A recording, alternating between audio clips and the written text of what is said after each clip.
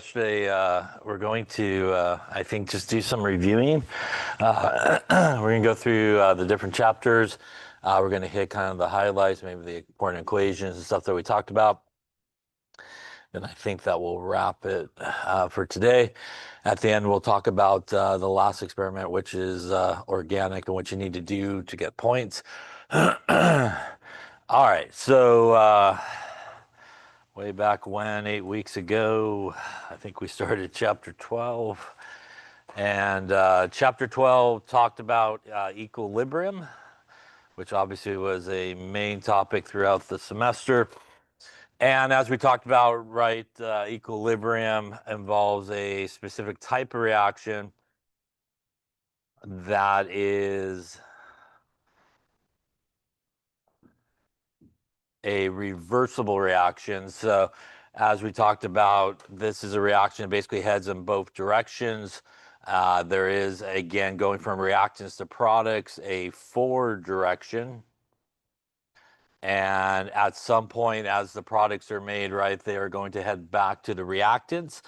So those reactants will recombine and basically make the products will recombine and basically make the reactants, and that's known as the reverse direction. As we talked a lot about sort of in this semester, remember that when we talk about reaching equilibrium, it again doesn't mean that we have the same amount of everything on both sides. What we're really referring to when it reaches, again, equilibrium is, as we talked about, it really has to do with the rate. So again, it is the rate of that forward direction going to equal the rate of the reverse direction. And again, that is when chemical equilibrium basically has been reached. Remember that we can write an expression for, obviously, an equilibrium reaction like this, and that is our big K value here, pretty much the letter this class was brought to you by. And when we do K, we basically will do our products over our reactants. Remember that, again, we do need to take into account the coefficients in this case. So if we were doing it for the example above, we would go the concentration of C. Coefficient there again is 1, so we don't write anything there. Obviously, that is to the 1. D to the third there for the coefficient, divided by the concentration of A squared and B. Also remember that there are different, obviously, types of K that we talked about. And in this case, since we are doing it in terms of concentration, this is commonly referred to as the Kc value. We could also, if these were all, for example, gases, we could write another expression that deals with pressure, and that obviously is our Kp. Again, works the same way, except that we're going to do partial pressures here of our products. Partial pressure C times partial pressure D cubed, divided by the partial pressure squared of A and the partial pressure of B. A couple of reminders that when we do calculations, right, as we talked about, especially equilibrium calculations, typically we want molarity there, right, in terms of concentration. And if you're doing anything with pressure, typically it is atmospheres is the units that you want to make sure that you are using. The equilibrium constant is, again, just obviously a value. It has no units, so K typically has no units. It is a constant value, and as we talked about, again, the only thing that can affect the actual value of K, again, is temperature. So remember that as we talked about, when we talk about temperature affecting the value of K, what we're talking about is comparing two K values at two different temperatures. They will be different. But again, also a reminder that if you run the same reaction with different amounts, so remember that you could run, for example, this reaction with all reactants. You could then do an experiment maybe where you run it with all products. You could do an experiment where you run it with a little bit of reactants and products. Regardless of sort of what you start with, you will always reach the same equilibrium constant value as long as the temperature is the same for all those reactions. Again, the proportion to products to reactants will remain the same. And again, a reminder that again, if you did it like at 25 degrees versus say 40 degrees, your K values will be different for both of those temperatures. But if you did the same 4 experiments at 40 degrees, it would again should be constant values at 40 degrees. Um, so clearly, we talked about the relationship between KC and KP. In some situations, you may be given, again, just information to maybe calculate KC. Obviously, if you're going into any equilibrium expression, it does need to be equilibrium concentrations or equilibrium pressures. Also, K tells us that when we reach equilibrium, if we have a large value of K, we should mainly expect products to be present. Again, products over reactants or a large value K would mean we have a lot of products. If we have a small value of K, we would expect reactants. And as we saw in multiple chapters, there is some variance of that, degrees of that at extremes, really large values, really small values, and obviously values in between as you go through it. Now,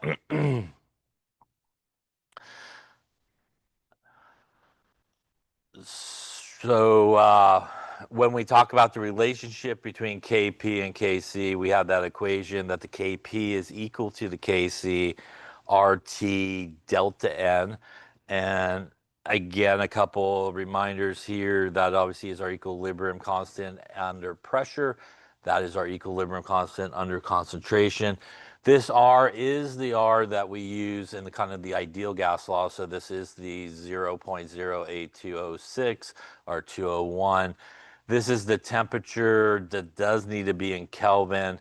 And obviously the delta N here is the number of moles of gases that are present. And to calculate delta N, as we also talked about, which is really important, you want to take the N of your products, right, minus the N of your reactants. So as we talked about a number of times, you do not just want to take, obviously, the difference, because mathematically speaking, when you put it into this part of the formula, you know, if you have a 1 versus a -1, you're going to do different math. So the negative, if you do get a negative, is important. So you just don't want to take the difference between kind of the two sides. You definitely want to do products minus reactants. If you do get a negative, obviously it would affect the calculation if this was a negative versus a positive number. So that's really important. That again is what we would use again if we wanted Kp or Kc, and we're just given some different information, either pressures and we want Kc, or concentrations and we want Kp. Now, a couple of things that we also talked about in this chapter were different ways that you can manipulate equilibrium reactions and the effect on the equilibrium constant. So remember that if you have a reaction such as this, and you have a K that is, again, our products over our reactants, let's call it 10. If you decided to reverse this reaction, where you go this way, I guess I should have arrows going in both directions. There we go. What ends up happening is essentially we are reversing our products and our reactants. So remember, we do not change the sign here. We actually take 1 over the K value. So if you have to reverse the reaction, it's going to be 1 over the K value. If you need to multiply, for example, by a common number, if you took that through and multiplied by 2, for example, that will give you a K that is our C squared, our D squared, our A squared, and our B squared.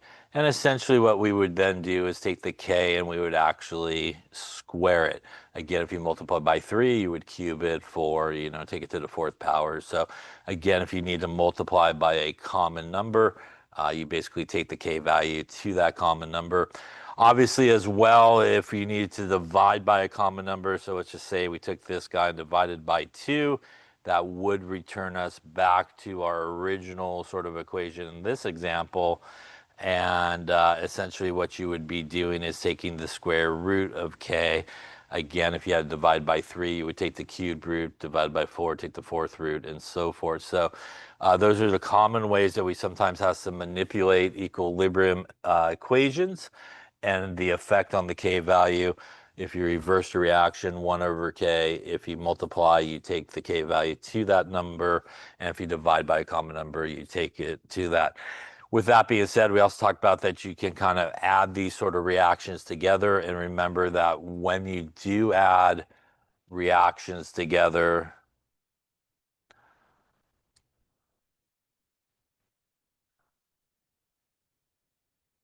let's say that's K1 and K2, obviously things on opposite sides will cancel if you add them together.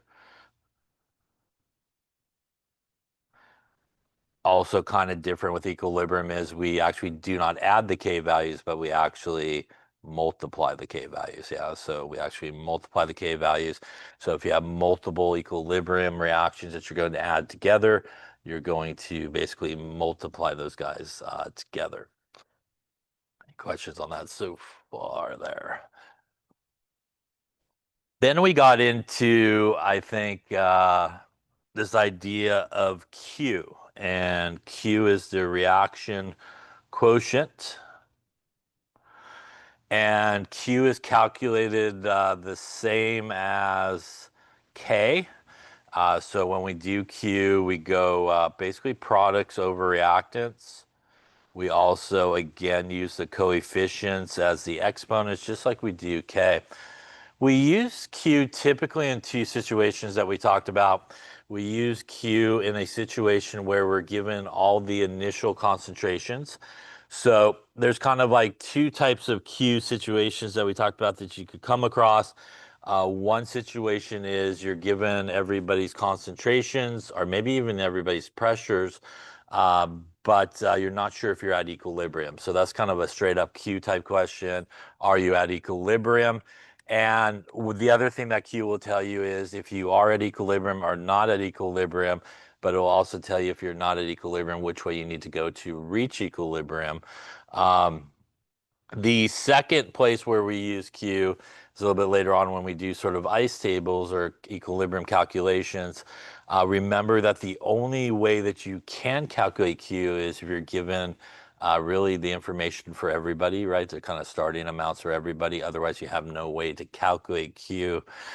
We could compare Q to K, and if Q is greater than K, then the system is not at equilibrium. And in order to reach equilibrium, you need more reactants. Yeah, so you got to head towards the reactant side. If Q is equal to K, then you are at equilibrium. And if Q is less than K, once again, you're not at equilibrium. And to reach equilibrium, you need more products. So again, that is a situation where we would use Q. Just a straight up question of are you at equilibrium and which way you need to go to reach equilibrium, or again in sort of an equilibrium calculation. Now, we then got into actual sort of the calculation of the semester, which is sort of equilibrium calculations. And remember that if you're given sort of initial concentrations or initial pressures, you do need to do a calculation to figure out the equilibrium concentrations or pressures of everybody. And that was our favorite thing ever, which is ice tables, right? And obviously with ice tables, as we know, that is initial, that is the change, and that is equilibrium. And typically speaking, if we have, something like this, and we had initially given to us maybe the concentration of A was 2 molar and B was 2 molar as well, we'll just go with. We could set up an ice table using our initial concentrations, and maybe the K is equal to 50 or something like that. We would go 2 molar here, right? 2 molar here. as we talked about a number of times, if you're not given any information about the products, then clearly you don't have to worry about it. It is safe to assume that it is zero. Also, because of that, it is also safe to assume that this reaction is going to head towards the product side because we have obviously more reactants than products in this particular case. Remember that the change is represented by an X, and ultimately that's sort of what we're trying to solve for. When we get to the change part, because we know it's going to the product side in this case, we would expect a decrease in the amount of reactants and an increase in the amount of products. So we would go minus X. Remember also in this part, it is the coefficient that does need to be taken into account, as that takes care of the mole-to-mole relationship. Minus X, this would be plus 2X. Obviously here we could get to 2 minus X, 2 minus X, and 2X. This again at this point would go into our equilibrium expression, which in this made up one would be something like this. And B equals 50. Putting in our numbers here, give us 2x squared, 2 minus x, 2 minus x equals 50. At this point, really the goal is to solve for x, and there's a couple different ways that we can kind of solve for x, or a few different ways we talked about. In this particular case, obviously here, this is a perfect square on both sides, so we could perfectly square it on both sides. In some situations, you obviously cannot perfectly square it on both sides, so that is where we can use the quadratic in other situations, ax squared plus bx plus c equals 0, and that goes into our x is equal to minus b plus or minus square root of b squared minus 4ac divided by 2a. As we've done a number of times throughout the semester, obviously when you use the quadratic, you do get two x values. And remember that one of those x values will not make sense as when you go to put it back into the equilibrium line. And that's basically what you're going to do in all these cases when you solve for x, is obviously you could put it back into the equilibrium line. When you do that, it will equal a negative number. And obviously that it cannot have a negative concentration or a negative pressure. So that clearly is the one that you should not use. Also remember that there's multiple combinations that you could get. You could get two positive numbers, two negative numbers, and a positive and negative number.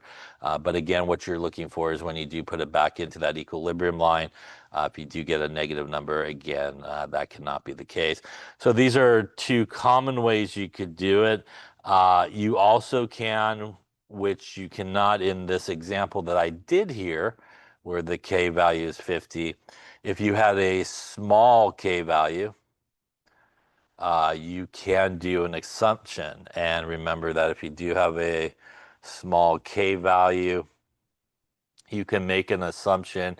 You can assume that X is equal to 0, and we'll just kind of steal some of that, what we had on the last page, and pretend we had a smaller value there. We'll go 2 minus X. We'll do like 3 minus X. And we'll just go like 1 times 10 to the minus 5.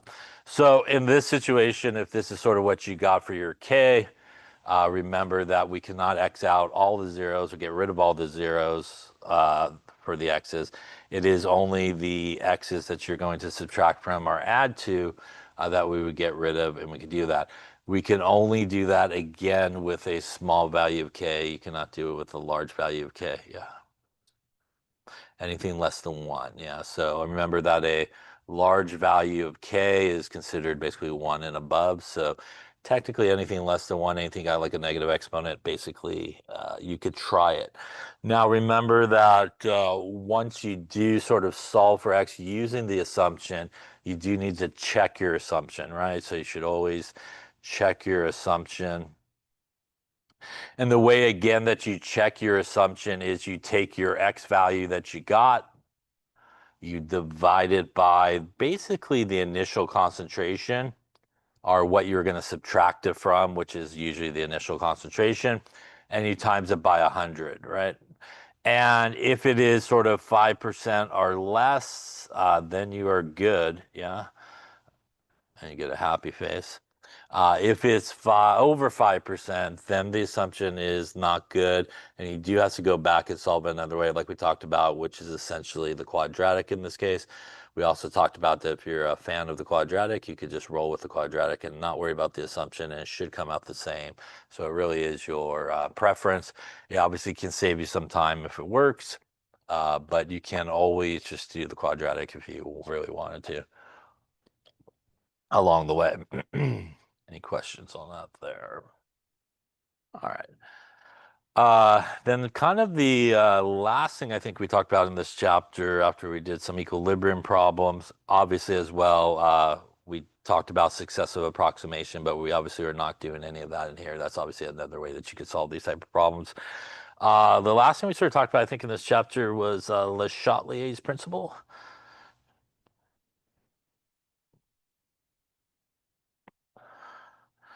And remember, the idea of Le Chatelier's principle is you have a system at equilibrium.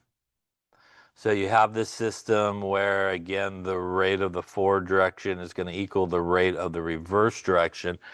But then you do something to it to frankly screw it up. Yeah. So you add some type of stress to the system. And remember that the few types of stresses that we talked about has to do with concentration. You could also do something with pressure and volume, temperature, and something like a catalyst, right? And there's a few things we talked about here. When we talk about concentration, you can either add or remove. And if you add, it will typically shift away from the side you added it to. And when we're talking about sides, obviously, again, we're talking about the actual balance equation, reactants or products. So if you add reactants, it should shift to the product side. If you add products, it should shift to the reactant side. The real reason it does that, again, is basically, for example, if you add more reactants, you now have more reactants available to react with each other. That's going to kick off the forward direction and send it to the product side. If you add more products, you would then have more products and reactants. That will kick off the reverse reaction and basically send it away from the product side. So AA is a good way to remember that. Add away. If you remove, we will shift towards it.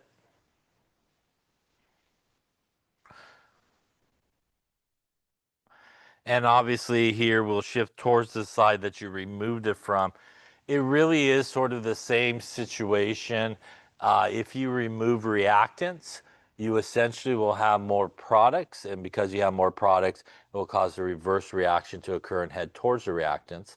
If you remove products, you will then have more reactants than products. It will cause the forward reaction to head towards the products. So basically what you're doing here, right, is either really causing the forward reaction to occur or the reverse reaction to occur, like we talked about. You could also just think about it, like I said, if you kind of remove something, you kind of make a hole on that side.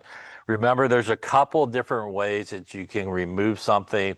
Obviously, you could add something that makes a precipitate, right? So that is something that you could do. You could add something to the equilibrium that will react with something that's there to remove something. You could also make water, which is another very common way, especially if you have an equilibrium that involves hydroxide or H plus. You could add an acid or a base to it to basically make water that would remove H plus or OH minus from the equilibrium. That's important because, again, when we talk about our equilibrium constant of products over reactants, remember that there are two things that are not included in this. We not include anything that's a solid or a liquid. So producing a solid or a liquid here will essentially remove those. They're not part of the equilibrium. Remember that pretty much the only thing that goes into the equilibrium expression are things that are gases or aqueous, are really the only things that get included, right? Now, when we talk about pressure and volume, they are really related to each other. And when we talk about pressure and volume,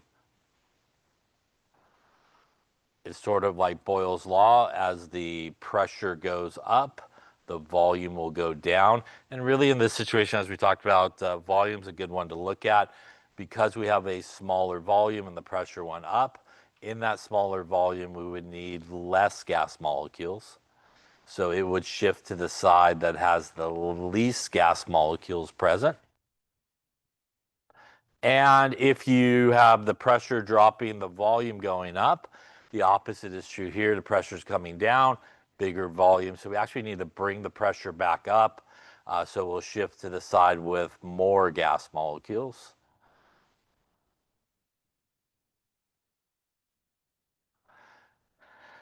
And again, I personally always kind of look at the volume aspect of it because it kind of matches the volume. So large volume, more gas molecules, smaller volume, less gas molecules.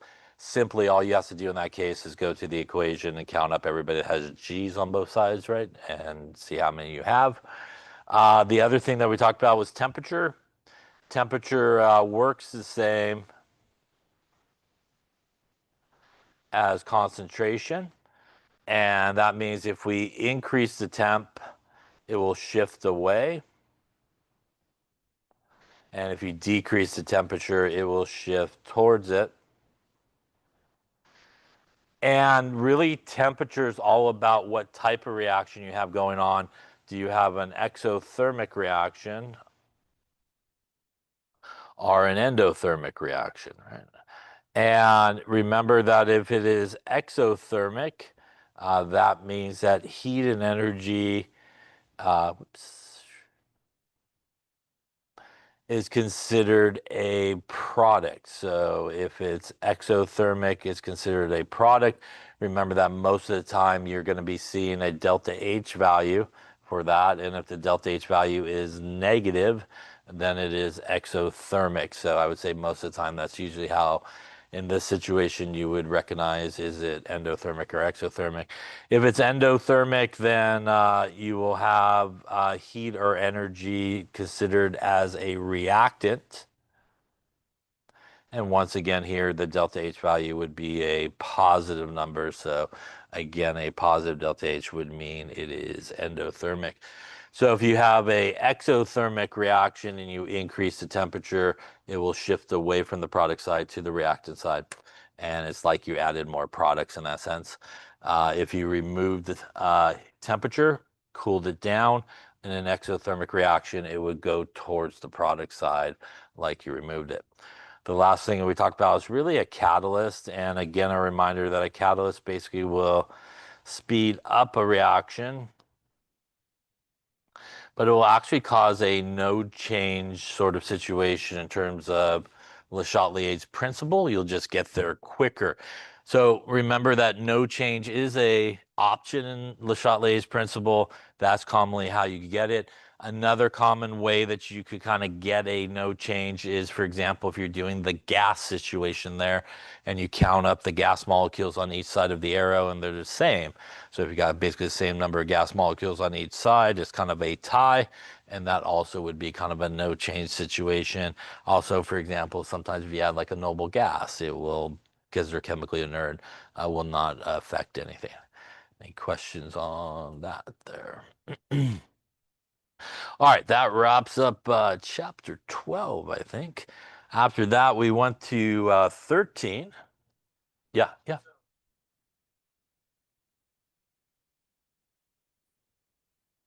It is. So it's not a perfect thing, but most people consider it an exothermic reaction. Heat or temperature, energy, wherever you want to think about it, is considered more of a product. And in an endothermic is considered more of a reactant.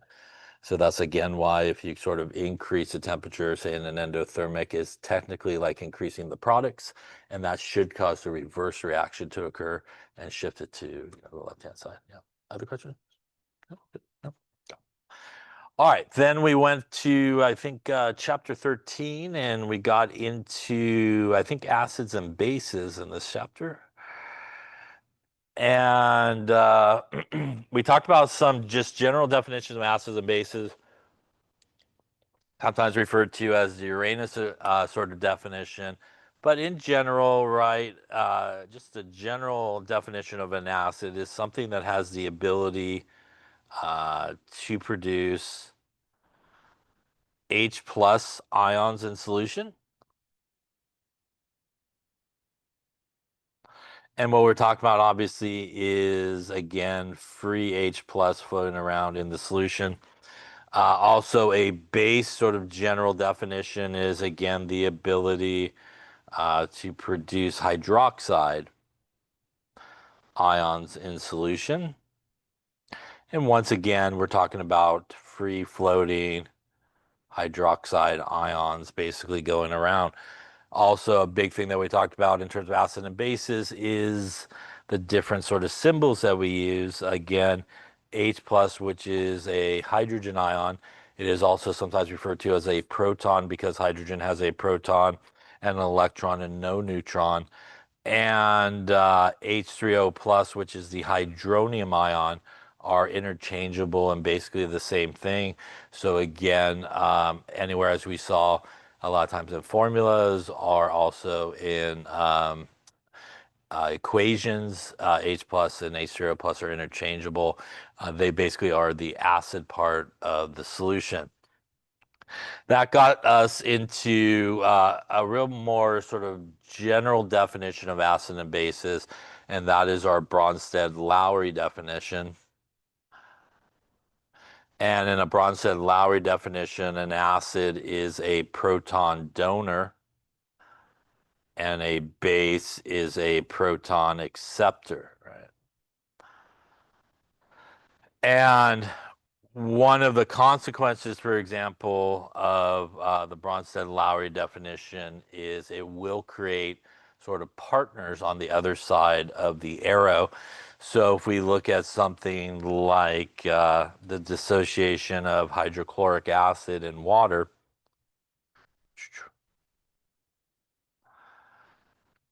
what's going to happen in this case is obviously the HCl is going to send the H plus over. By definition, that would mean my HCl obviously is my acid. Water in this case is going to act as my base. We are going to produce H3O plus and Cl minus. Now, it creates these partners on the other side that are related to each other. So here the HCl and the Cl minus are related to each other. Again, the acid on the left, on the right-hand side would be its conjugate base. And the H2O and the H3O plus are related to each other. Again, the base on the left-hand side there. And this would be our conjugate acid on the other side.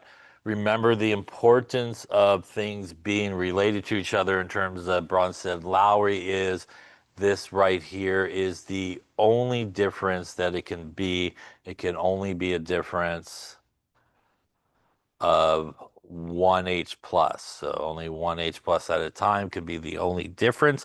Otherwise, again, they are not related to each other. This again is an example of where we would see H3O plus because we did include the water. As a side note, a reminder that you could, because this is a strong acid, just show this reaction written like this. And obviously you wouldn't have necessarily your Bronsted definition here. But again, here's where we get the H plus versus H3O plus. Remember that if you do include water, you typically get the H3O plus in the formula. If you just want to show something like acid breaking apart or dissociating in water, sometimes it is left out the water and you obviously don't get that relationship. Now, these are acid conjugate base pairs. It is a difference of one H plus. Remember that hydrogens do come off one at a time. So for example, we talked about sulfuric acid here. And what happens, for example, with sulfuric acid is the first thing that will happen is it will lose one H plus. And then this guy will then lose one H plus. And remember that even though these two guys do appear to be obviously related to each other, they are not Bronsted-Lowry acid conjugate base pairs because the difference there is two H pluses. This guy here and this guy here, they are partners because again, the difference there is just one H plus and also the one below it as well. This guy here and this guy here are also partners, again, because the difference is 1H plus. But again, leapfrogging from there to there would not make them partners, as it is more than one H plus in that situation. The other important thing, as we also talked about, is very commonly screwed up by people, is the H plus part of it. Remember, the plus part of it does make a difference when you have to write the formula for a conjugate acid or conjugate base. It changes the charge of what's left. So if you lose an H plus, you become one more negative because you lost a proton. Kind of have more electrons if you want to think about it that way. If you gain the H plus, you become one more positive. Remember that if you had something like HCO3 minus, and you wanted, say, the conjugate acid for that, what you could kind of do is think about the relationship. If I'm looking to write the conjugate acid, that means, again, in this situation, this would be acting as a base, which means it will be accepting an H plus, and you should put the H plus on, and you would get H2CO3, again, plus 1, minus 1 gives you 0, and that changes. If you wanted the conjugate base, for this guy, you would go backwards and go, okay, that's an acid. Bronsted-Lowry definition of an acid is something that will donate the H plus. You should take it off and end up with one more negative as you lose an H plus there and become CO3 2 minus. This again is an example of something that is amphoteric, which is something that can act as an acid or a base, right? And that's typically things with a hydrogen and a negative charge are amphoteric because they have the hydrogen to give. They also, because they're negative, can accept the hydrogen. Water also, as we talked about, is a amphoteric substance. In certain cases, like at the very top there, water is acting as a base, but it could also act as an acid, for example, when it reacts with something, say, like ammonia. In this situation, water would actually send the H plus over and act as an acid. So again, things that could kind of go both ways are known as amphoteric. Any questions on that stuff there? Then we got into water sort of relationship, and water could react with itself, which is the autoionization of water. And that does set up an equilibrium where we have basically water to H plus and OH minus here.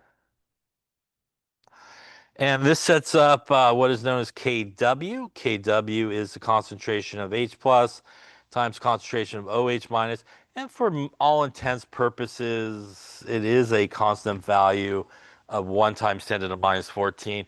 Remember, it really is an equilibrium constant, so it does change with temperature, but very rarely do you see it done anything other than 25 degrees, which is what that value is for. This also is another one that we talked about that you could use H3O plus, obviously, instead of the H plus in this case. So again, you could also have done this, same deal.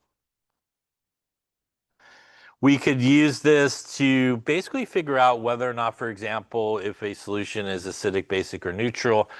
This is really the acid part of the solution. That's the base part of the solution. So if we calculated the H plus concentration and it's larger than the OH minus concentration, then the acid part of the solution is bigger than the base part of the solution. So it's going to be acidic. If we calculate the H plus concentration actually equals the OH minus concentration, then that's going to be neutral. They both will have a value of 1 times 10 to the minus 7 in this case. And if you calculate the H plus concentration and it's less than the OH minus concentration, or the OH minus concentration is larger, then the solution would be basic. Remember, as we talked about, exponent button, super important, obviously, in these calculations, right? And your negative button on your calculator to make sure that you do put those things in correctly. So this is one way that we could figure out basically whether or not, again, a solution is going to be acidic, basic, or neutral by comparing them. Also a reminder that when you're comparing negative exponents, when you calculate those things, the smaller negative exponent is actually the larger number, right? So sometimes people mess that up with the negative exponent on it. We then got into the pH scale. Right? The pH scale runs from 0 to 7 to 14. Less than 7 is acidic. Above 7 is basic. And remember, because the concentrations do equal each other, and it's 1 times 10 to minus 7, that gives you a neutral at 7.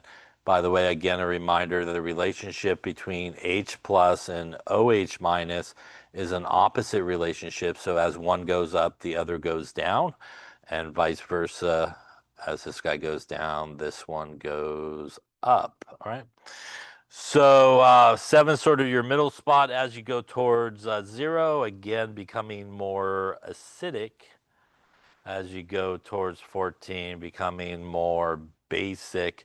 We could calculate the pH by taking the pH is equal to negative log of the H plus concentration. Once again, you could also use H3O plus there. Remember, we talked a little bit about calculators, and depending on your calculator, when you punch these, a lot of the formulas in this chapter in. If you have a display calculator, you obviously should punch it in exactly the way it's written. If you have a non-display calculator, you should work backwards pretty much in all these formulas, starting with the number. Another relationship that's important is, again, the H plus concentration goes up, the pH will go down, right? And vice versa. Um, there's also the pOH, which is negative the log of the OH minus concentration. That is a measure of the OH minus concentration in the solution. The names actually tell you what you need to calculate those. So you do need the hydroxide concentration. And the reason you might want to do that, or it's helpful to do that, is there's a nice relationship that the pH plus the pOH equals 14. So again, depending on the situation, you may have maybe the hydroxide given to you, which would allow you to figure out the pOH, and then all you have to do is basically subtract 14, and you can get yourself to the pH pretty easily. So it does give you a little bit of variety in terms of doing that. Remember that the pOH scale runs opposite of the pH scale. So if you have a low pH, you will have a high pOH, and vice versa. That also leads us to the other thing that we talked a lot about, which is the common mistake that people make, which is they give it's an acidic solution and a basic solution for the same solution. So again, a reminder that I would always probably look at the pH value, as that's the scale most people have in their head, to determine if it's acidic, basic, or neutral. And again, don't give multiple answers for that. We also talked about a couple other calculations that you could do if you do have the pH given to you. Directly from the pH, you can get the H plus concentration, and you can do that by taking the inverse log of the negative pH. Remember, that's most people's calculators, kind of the upper left-hand corner, shift our second and log button. That usually will put like a 10 and a caret on most people's calculators, and you do want to make sure you do make it negative in this case to convert it into the H plus concentration. You could also do that if you have the pOH. It will give you the OH minus concentration. And again, you could directly get that by really the same calculation. It's going to be the inverse log of the negative pOH. And once again, that's usually going to look something like this on your calculator. So again, it does give you a few options in terms of what you might want to do and how you might want to calculate it. It means that you may not even need to use KW. You could just use the pH or pOH if you do have it. Any questions on that there? We also talked about the pH of a strong acid or a strong base. Remember that our list of strong acids, which is really good to know, right? We have hydrochloric acid, we have nitric acid, we got sulfuric acid, we got perchloric acid, we got hydrobromic acid, and hydroiodic acid. So again, that list of strong acids, these guys are going to completely 100% dissociate in solution. And because they are strong acids and strong electrolytes, most of them are monoprotic, which means you will actually just have the H plus concentration from the concentration of the acid as itself. And that means that you could just literally just go into the pH equation, at that point.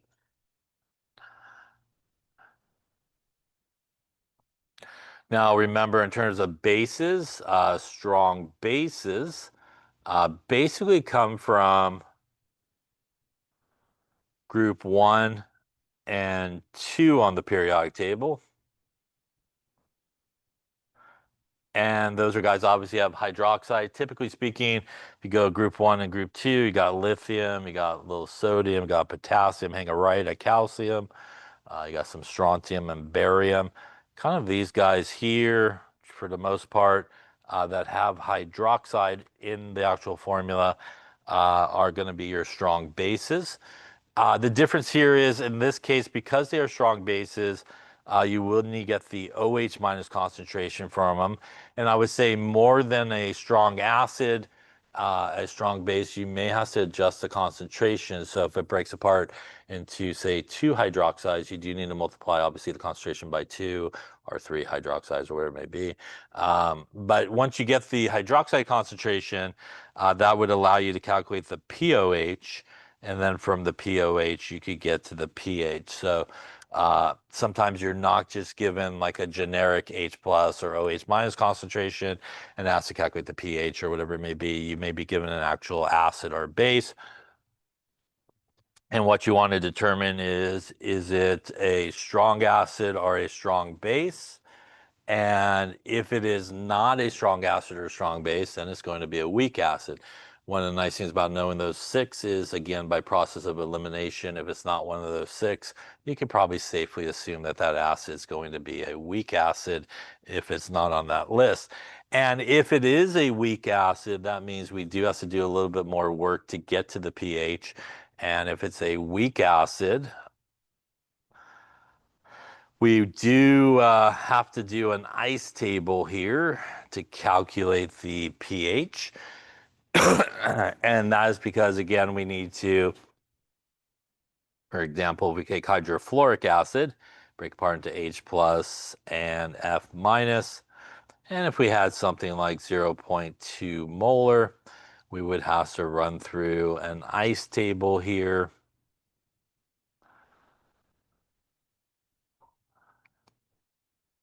We would put this into our Ka expression, which is the H plus concentration, the F minus concentration, and the HF, right? So Ka is an equilibrium constant for a weak acid. It is still an equilibrium expression.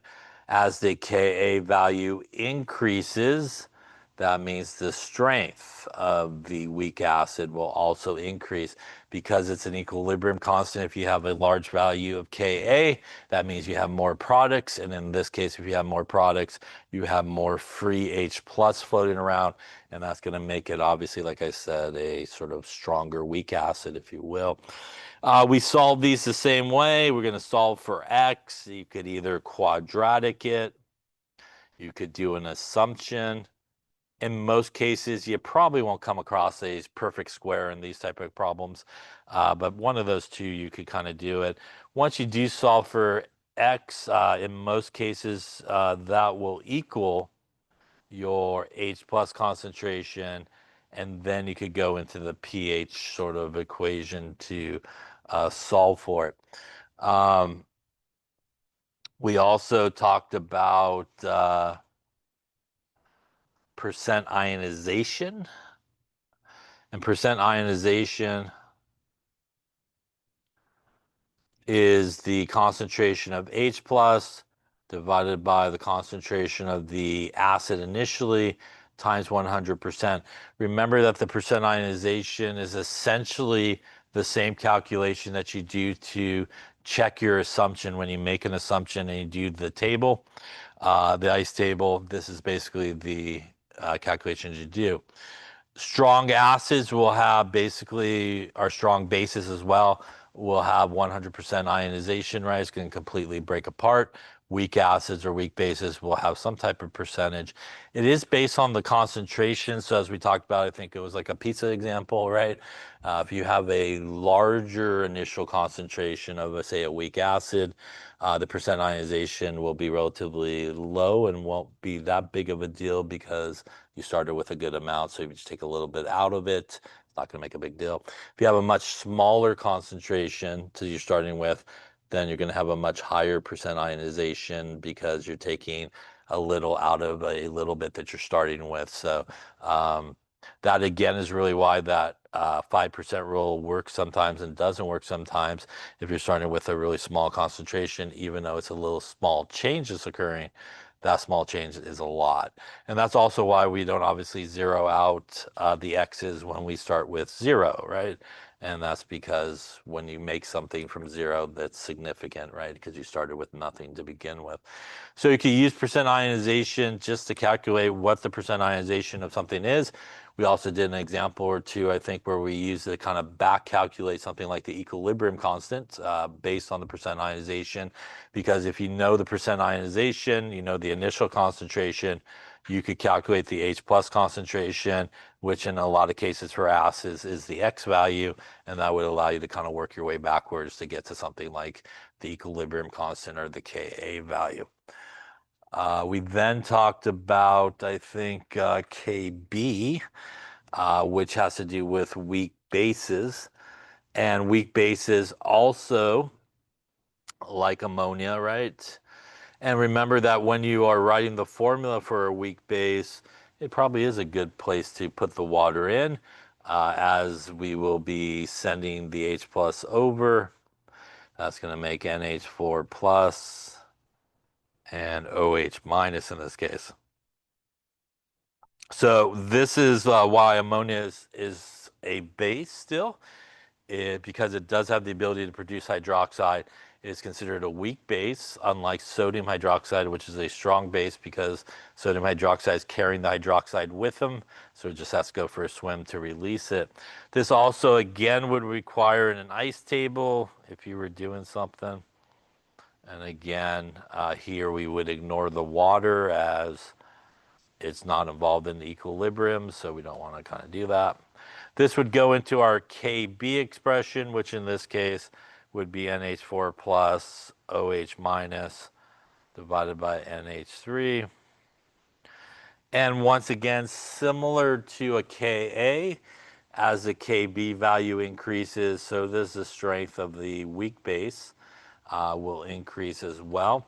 Again, because if you have a large value of Kb, that means you should mainly have products. And if you mainly have products, then you're going to have more free hydroxide in that solution along the way. The deal here is the same approach. We're going to solve for x. Once again, either assumption or maybe quadratic. The difference, though, is you have to remember that when you do solve for x in this case, x is going to actually equal the hydroxide concentration, as you can see here. So that's going to mean that you're going to have to first go a little POH action and then into the pH action in that case. So that, again, is a very common error that sometimes people make, which is they just solve for x and just sort of automatically think that it is the H plus concentration. And clearly here, if you're working with a base, that's going to be your hydroxide concentration. We also saw an important sort of relationship between Ka and Kb, and you can multiply the Ka value times the Kb value, and that will equal our Kw, which is 1 times 10 to the minus 14. So this does give you a way that if you have the Ka value and you need the Kb value, you can use this relationship to calculate the Kb value. Or vice versa, if you have the Kb and you want the Ka, you could use this relationship to calculate the Ka value. Question? Yeah, I think so. It's a pretty much constant value, even though it really does change with temperature, but it's pretty much constant now. Remember that the reason we kind of use this relationship, and this is really what we talked about with equilibrium reactions here. If you take a Ka reaction and a Kb reaction, you add them together, you're basically left with water. And that's again why it's equal to Kw in this particular case. But more specifically, we use this a lot of times in problems where we're given the Ka value and we really need the Kb value, or we're given the Kb value and we really need the Ka value. And that oftentimes happens with salts and hydrolysis are really the problems where we kind of use that a lot. And that's because you're typically given the wrong information, if you will. Remember that a salt is really sort of derived from the reaction of an acid and a base, right? When you take an acid and a base, you typically get a salt and water. And a salt is an ionic compound. And in certain cases, the hydrolysis reaction can happen because the salt is there, the water is there, and what could happen in certain situations is the salt can continue to react with the water and really affect the pH of the solution. So in some situations, you may have a salt that will react with the water and it will perhaps accept an H plus from the water. The result of that is ultimately you will produce hydroxide, which will make the solution basic. You could also have a hydrolysis reaction where the salt will react with the water, but the salt will actually donate over the H plus to the water. The result of that is you will make an H3O plus and the solution should be acidic. Now, as I mentioned before, these are typically the situations where you do need to use something like Kw equals Ka times Kb.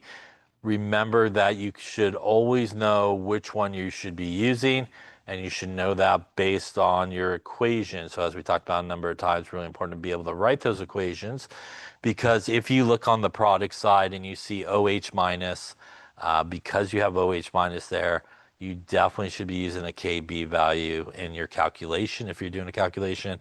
If you see H3O plus, you definitely should be using a Ka value. So again, your equation can give you a pretty good hint as to what value that you should be using.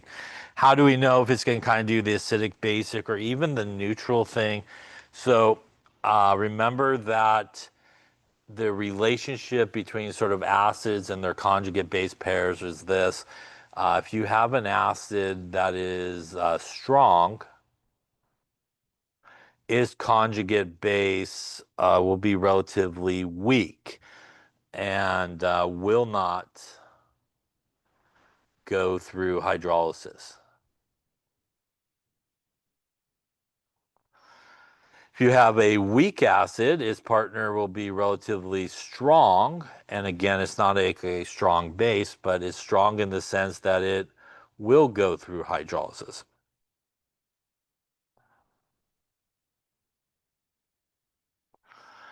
And same thing works with a base and its conjugate acid. Again, that sort of opposite relationship. Strong base will give you a weak conjugate acid, which again means it will not go through hydrolysis. And if you have a weak base, it will be relatively strong conjugate acid and it will go through hydrolysis.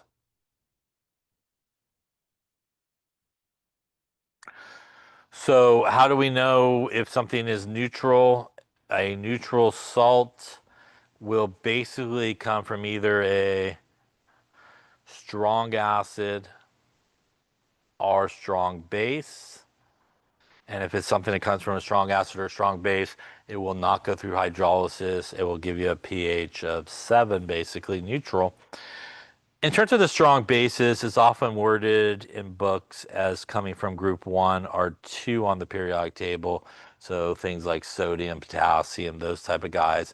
If it's something that comes from group 1 or 2 on the periodic table, it really will not go through hydrolysis because ultimately it is going from something that is relatively strong, like a strong base. We do have basic salts. And again, a basic salt, for example, is something like sodium acetate.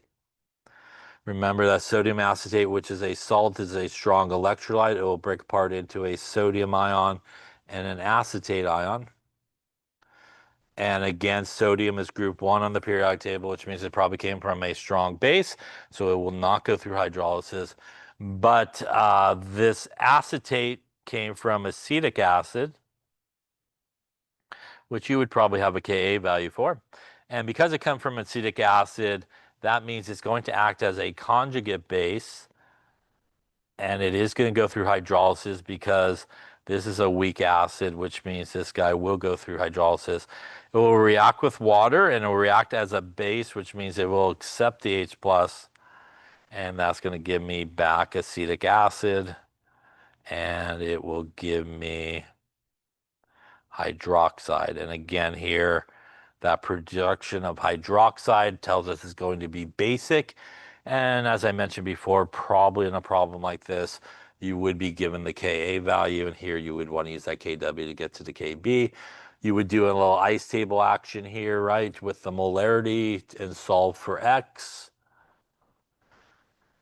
X again in this case would equal the hydroxide, which means a little POH action and then a pH action at that point, and again should get you a basic pH. We also have acidic salts, as we talked about, and acidic salts, for example, like ammonium chloride. Ammonium chloride, once again, going to break apart into ammonium and chloride. And again, chloride here probably came from HCl, so we don't have to worry about it because it comes from a strong acid.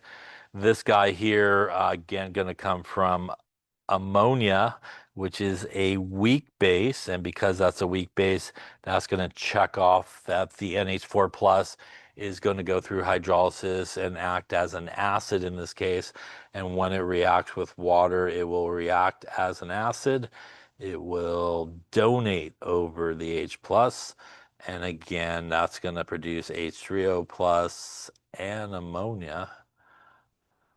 And once again here, you will have H3O plus, which will tell you it's acidic. And I would venture to guess that you probably were given a Kb value in this problem. And again, you would need to use that. Once again, here you would do another ice table. You would solve for X. In this particular case, the X actually would equal the H plus concentration, which means you could go directly into the pH equation and solve for it. So you would ice that thing up and get X is equal to the H plus concentration and then into the pH. There is a second way, if you remember, that you can kind of have an acidic salt, and that is usually a transition metal with a large positive charge like +2 or +3 type of charge, and even something like aluminum I think we looked at. So you could have aluminum that basically has a bunch of ligands attached. And again, in this situation, I'll just draw one out. In this situation, really it's a complex ion, as we talked about in the last chapter, or the previous chapter to that. And what happens in this situation is you have these ligands attached to this metal. Another water comes by, basically takes off an H plus. The result of that is you then form H3O plus, and this would be an acidic situation. So again, small metals that have a large positive charge, a lot of times transition metals, hooked up with a bunch of ligands, can sometimes go through this sort of reaction and produce H3O plus. The last thing that we sort of talked about, or one of the last things we talked about in this chapter, was Lewis acids and Lewis bases. And remember, this is another definition of acid and bases, and because it involves Lewis, this involves electrons as sort of the definition. A Lewis acid is something that will accept a pair of electrons. And again, typically good Lewis acids are, for example, metals that have positive charges because they are deficient in electrons, things that are electron deficient, things like boron, for example, that's also an incomplete octet. It has less than 8 electrons, are good things. Lewis bases, as we talked about, are things that will donate a pair of electrons. Remember that Lewis bases are things that can donate a pair of electrons, and to be able to donate a pair of electrons, typically things that have a negative charge are really good at that, like chloride, those type of things. Again, they have a negative charge because they've gained electrons and they're able to donate them. Also, things that are polar that have non-bonding electrons are also really good Lewis bases, like we saw water. Again, polar molecule with those. Ammonia, also really good Lewis base as well. Again, has those pair of electrons to donate it. As we saw when we talked about the sort of complex ions and coordination numbers, our coordination compounds, we kind of look at that relationship as a Lewis acid base relationship that is happening. We also talked a little bit about acid strength in this chapter. And remember that it depends on the type of acid as to what you should be looking at. If you have a non-oxygen acid, a non-oxy acid, like HF, HCl, and so forth, we actually look at bond energy, our bond enthalpy. And again, the stronger the bond energy, the weaker the acid. And that's because basically in order for this guy to be an acid, it needs to release that H plus. So if it has a really high bond energy, it's going to take a lot more energy to release the H plus. Less of it's going to come off. It's going to make it a weaker acid. Then if something has a weaker bond energy, that's going to be much easier for that H plus to pop off and become an acid. If you have an oxy acid, which basically contains oxygen, there's one of two things you look at. You either look at electronegativity, or you look at oxidation number. And how do you know which one you should look at? Well, it has to do with basically what's in the center atom. If the center atom has the same oxidation number, then obviously you cannot look at that. So you would then look at electronegativity. And that usually occurs when the central atom is different and the outside atoms are all the same. That's usually kind of what happens in that situation. If the central atom has the same electronegativity, then you would look at oxidation number. And in both cases, if you're looking at electronegativity, the one that is more electronegative should be the stronger acid. It's going to create a more separation of those electrons within that bond, making it easier for the H to come off. If you have the higher oxidation number, more positive oxidation number will also bring the electrons in towards the center, weakening the H bond there and going to allow the hydrogen to come off. Any questions on that there? All right, that should wrap up that chapter there. Why don't we take a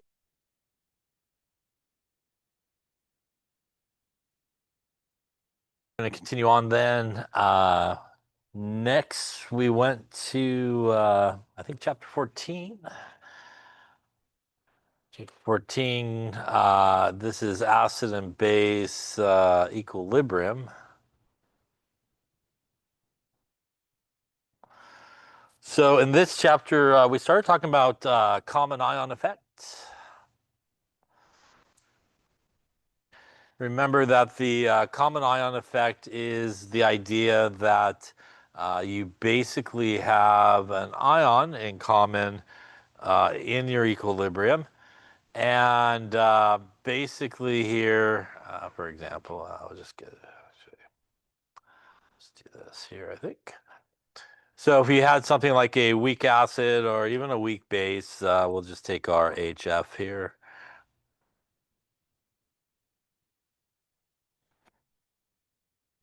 And if instead of just HF by itself, you had maybe a little sodium fluoride in there as well. Sodium fluoride is basically sodium ion and fluoride ion. The idea here is you would now have a common ion in this equilibrium. The result of the common ion effect is because of the presence of this common ion, Le Chatelier's principle is going to tell us it's going to shift away from that common ion. And since with weak acids or weak bases, all the ions are on the product side, what that's essentially going to do is keep the weak acid or weak base together. And because it's not going to come apart as much as it would without the common ion being present, the result of that is, for example, for an acid, we'd actually see perhaps a higher pH than we would with the acid by itself. Again, higher pH because we have less free H plus coming off in the solution. Now, really, the common ion effect occurs in a buffer situation. And a buffer, a reminder, is a solution that basically resists changes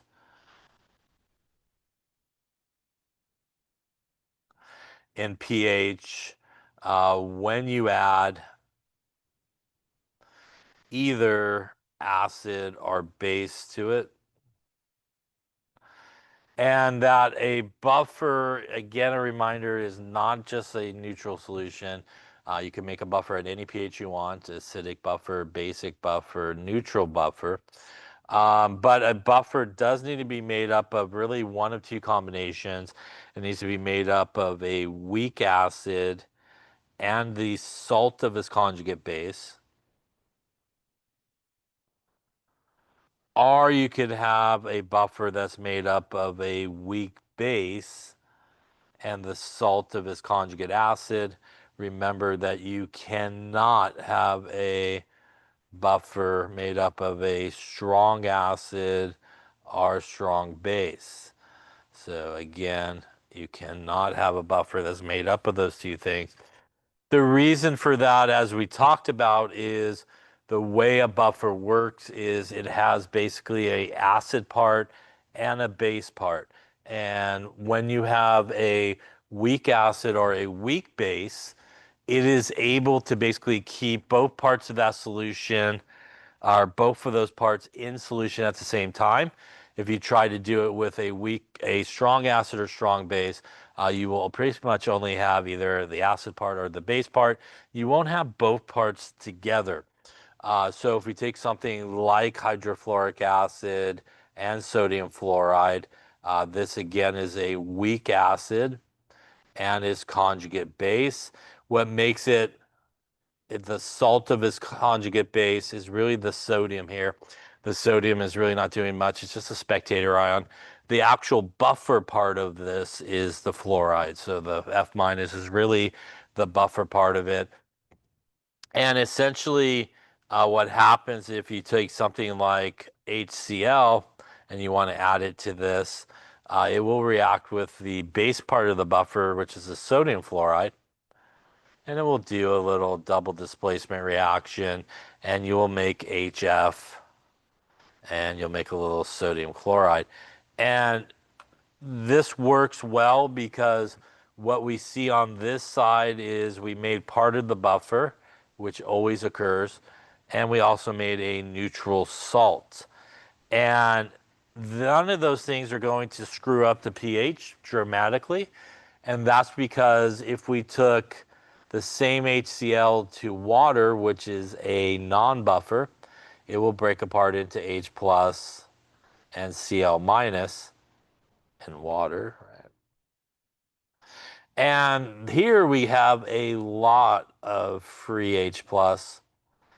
And remember, it is the lack of free H plus here formed, which really keeps the H plus concentration constant, and that's what keeps the pH constant. So because we're not producing more free H plus in that solution, it essentially gets tied up with the fluoride. That keeps the H plus concentration relatively constant and also keeps the pH relatively constant.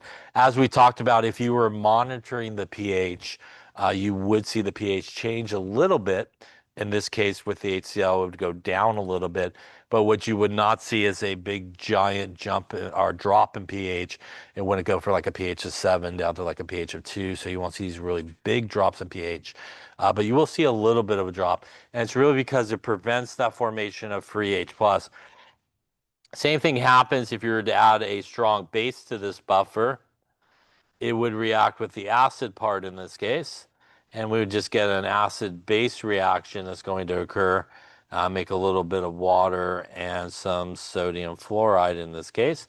Once again, here we made part of the buffer, which is not going to screw up the pH. Here we made water, which is not going to screw up the pH. Again, it's really, as we talked about, what we don't see here that we do see, for example, in water, if we took that same sodium hydroxide and added it to water, it is just going to 100% break apart into sodium ions and hydroxide ions. And once again here, that production of a lot of free OH minus is really what causes a big jump in pH when we're talking about a non-buffer situation, because it produces a lot of free OH minus. We would see, for example, the pH maybe go from 7 to 11, a really big sort of jump in pH because you're just influxing a lot of OH minus really quickly. When we do add it to the buffer here, once again, no free OH minus. And because OH minus and H plus are tied together, if the OH minus stays the same, the H plus stays the same. And that's what keeps the pH basically the same, relatively constant. All those guys doesn't really change all that much. So that is why it is vital when you have a buffer that you have both of those things in there.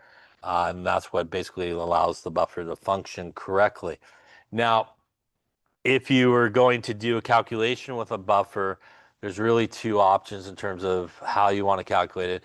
And obviously, we also talked about the idea that there is sort of a capacity to a buffer. You can blow through a buffer in certain situations if the molarity of what you're adding is more than, say, your buffer. But there's two ways to solve sort of buffer problems, which are really common ion problems. You can definitely do, for example, an ice table. And if you want to do an ice table, you would just do it perhaps with the weak acid. And let's just say, for example, we had an HF of 0.5 molar and a NAF of 0.3 molar. The importance of, if you take the ice table approach, as we talked about, is the initial part of the table. Here you would go 0.5, you would go 0, and what most people screw up on is they go 0 here. But because this is a buffer, we do have an initial concentration of this, 0.3, change minus x plus x plus x. And obviously at equilibrium here, we could drop everybody down. We could solve for x in this case, and obviously x would equal the H plus concentration, and then you could get to your pH at this point. Yes, sir. You know it's a buffer if you have basically a weak, oh, you know it's a buffer if you have basically either a combination of a weak acid and its conjugate base, or a weak base and its conjugate acid. Basically, what you're looking for is the Bronsted-Lowry definition of those things. The only difference really should be an H plus. There typically will be some spectator ions like a sodium, maybe a potassium, or something like that. But ultimately here, when we look at sodium fluoride and hydrofluoric acid, the F minus and the HF are related to each other by one H plus, and the HF is a weak acid, so we know that, it's going to make a buffer, basically. Other questions? Mhm. So obviously here you would solve it like normal and just go through it.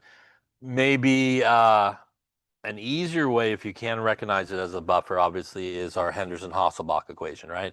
And we could use our Henderson-Hasselbalch equation, and that is our pH is equal to pKa plus the log of the concentration of the base over the acid. Where the pKa value is minus the log of the Ka. So if you're given the Ka value, you can obviously calculate the pKa and pop it into here.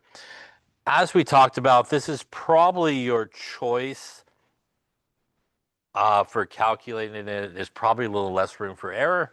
Again, if you could recognize it as a buffer.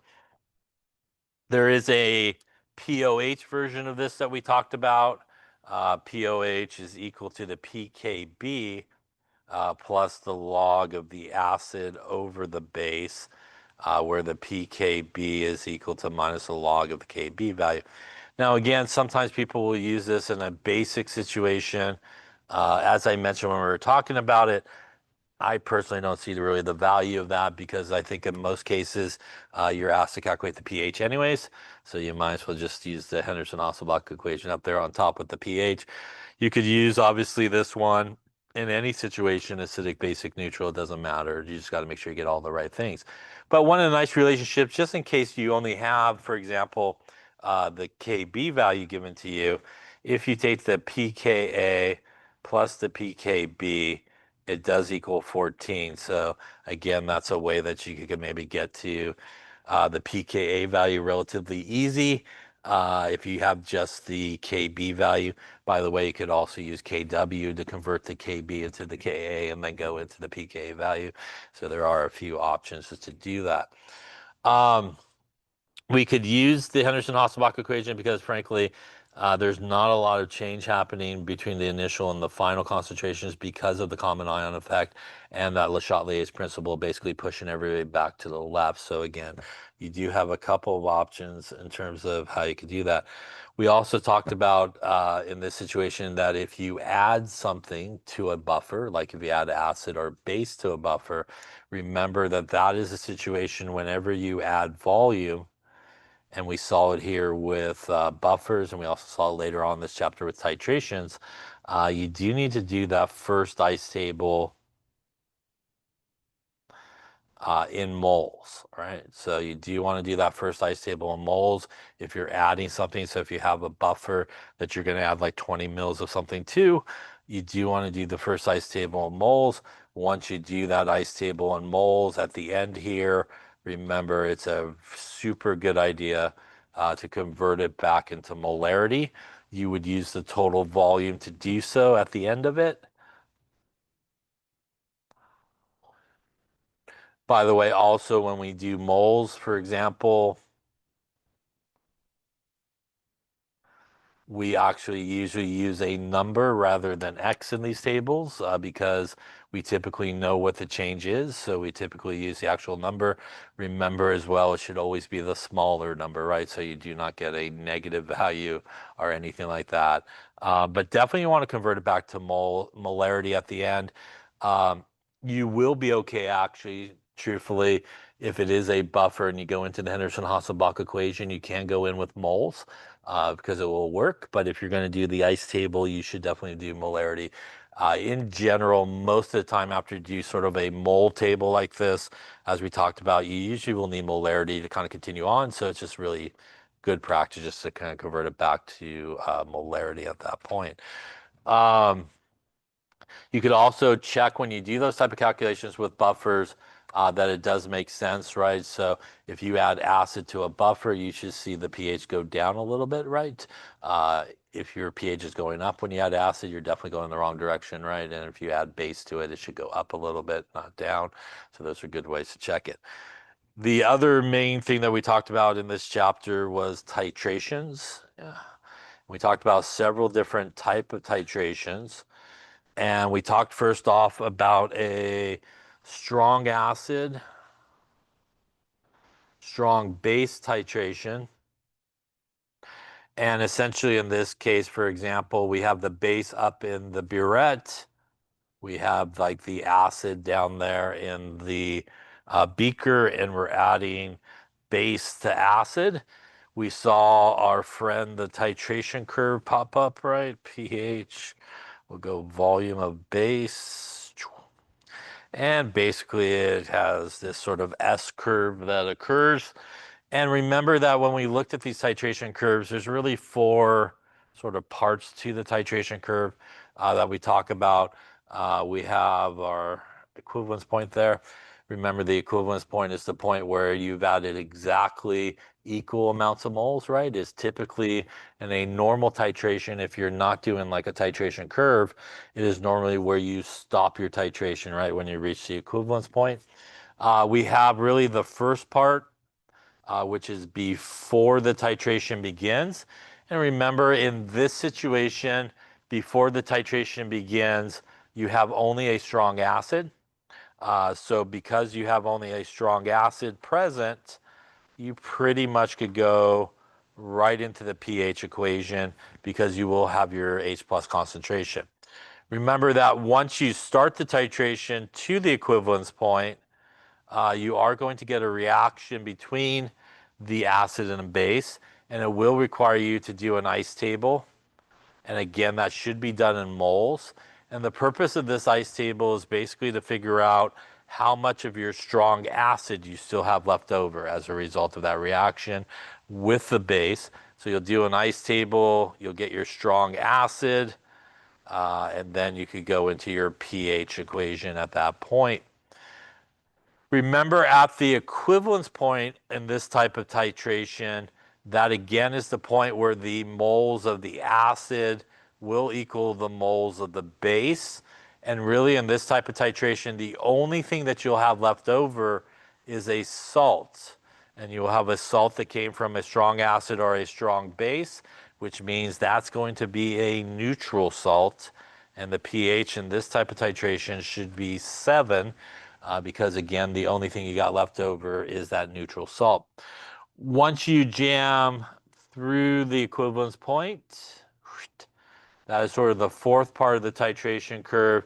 And really at this point, you've hit equal moles, and now you're just continuously adding hydroxide, basically, in this case. So you're continuously adding base. Once again, you do need to do an ice table. The purpose of the ice table is to figure out how much of your strong base you have left over at this point.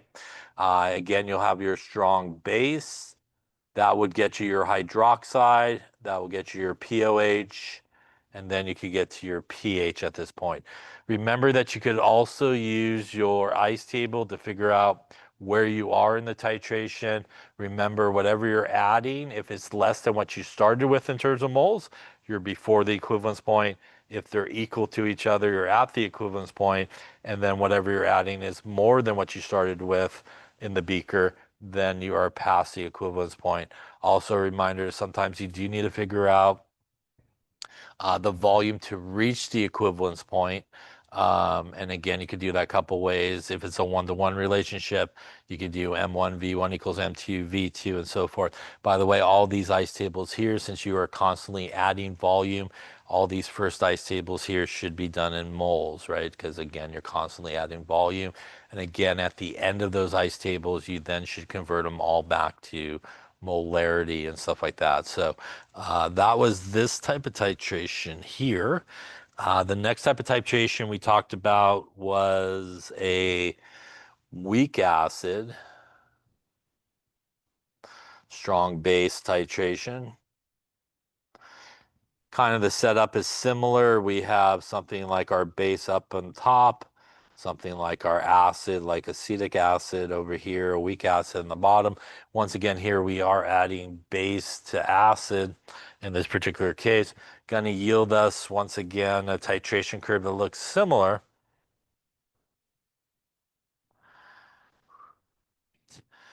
And in this particular case, we have the same 4 spots. At spot number 1, before we start the titration, it is a little different. We actually have a weak acid present. Because we have a weak acid, you're going to have to do a Ka problem. So that's going to require an ice table. You're going to have to solve for X. Here you would do it in molarity because you haven't added anything yet, so you don't have to worry about it. But you could do an assumption, you could do the quadratic, whatever it may be, but you will need to do that to get to the H plus concentration. And then you could go into your pH equation, but will require you to do a Ka problem, ice table. Once you start your titration here, again, to the equivalence point, this is going to require really a couple of situations to occur here. You will need to do an ice table. This again would have to be done in moles. And what you should hit in this type of titration, as hopefully you remember, is after that first ice table, you should then convert it back to molarity, and you should be left with a buffer at this point. And at this point, you would be left with a buffer, which gives you an option of either you could Henderson-Hasselbalch it at this point because it is a buffer, or you could do a second ice table if you prefer, rather than the Henderson-Hasselbalch. You will typically always hit an acidic buffer at this point, and that's why it takes a little bit of time to kind of break through and till you get to the equivalence point. So minimum one ice table in Henderson-Hasselbalch or double ice table, no Henderson-Hasselbalch is what you would have to kind of do in that situation. Remember, on all these titrations, as you approach the equivalence point, especially in this titration, what's happening is you're essentially blowing through your buffer at the end, and you will see a really big jump in pH to the equivalence point, and then typically afterwards you also see a jump as well. That's what we talked about, that as you approach the equivalence point, it goes pretty much vertical, which means the pH changes a lot, but the volume doesn't change a lot. And that's also why when we talk about our indicators, why we sometimes will see a pretty dramatic change in color, even though maybe you only added a drop or so. And that's again because a little bit of volume changes the pH a lot. And since acid-base indicators work over a pH range, you're going to see a pretty big sort of shift in the color that happens in that point. Once we reach the equivalence point, again, we're at moles of acid will equal moles of base. And again, we are left with a salt in this case. The difference between this titration and the previous one is we have a salt that comes from a weak acid. So our salt that comes from a weak acid will go through hydrolysis. And because it comes from a weak acid, it will act as a base, which means it will accept the H plus from the water. And when it accepts the H plus from the water, it will produce hydroxide. And that means because it produces hydroxide, we should expect the equivalence point to be basic in this type of titration. In terms of calculation here, you got a double ice table here, two ice tables at this point. And really the purpose of the first ice table is to figure out the concentration of your salt. And again, you definitely want to convert it back to molarity after that ice table. You want to do it in moles and then convert to molarity. The second ice table is basically just a hydrolysis ice table, where you will also probably need to use Kw here to convert from the Ka value that's given to you to the Kb value. So a couple of things more you got to do there at the equivalence point. Two ice tables should have a salt that goes through hydrolysis. That salt again should make it basic. Yes, sir. First ice table is to figure out the concentration of your salt. And then the second ice table is basically a hydrolysis ice table to figure out the pH, basically. Kind of like what was in the previous chapter when we did the kind of like hydrolysis sort of ice tables. Yep. After that, you're going to be past the equivalence point. So again, you're just dumping hydroxide in there. So once again, this is going to be an ice table in moles. Again, you could convert it back to molarity at the end of it. Here you will basically have just really your strong base left over, and that's going to get you your hydroxide. That's going to get you to your pOH and then to your pH at this particular point. So again, as we talked about, this titration a little bit different, obviously, than the strong acid, strong base.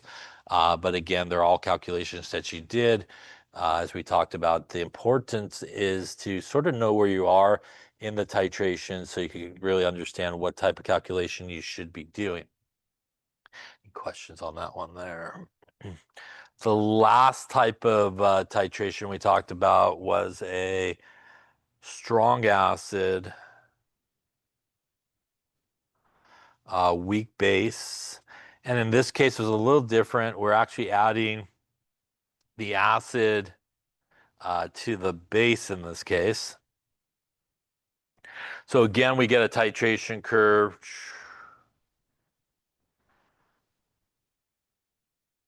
That's a little on its head there, kind of going in the opposite direction.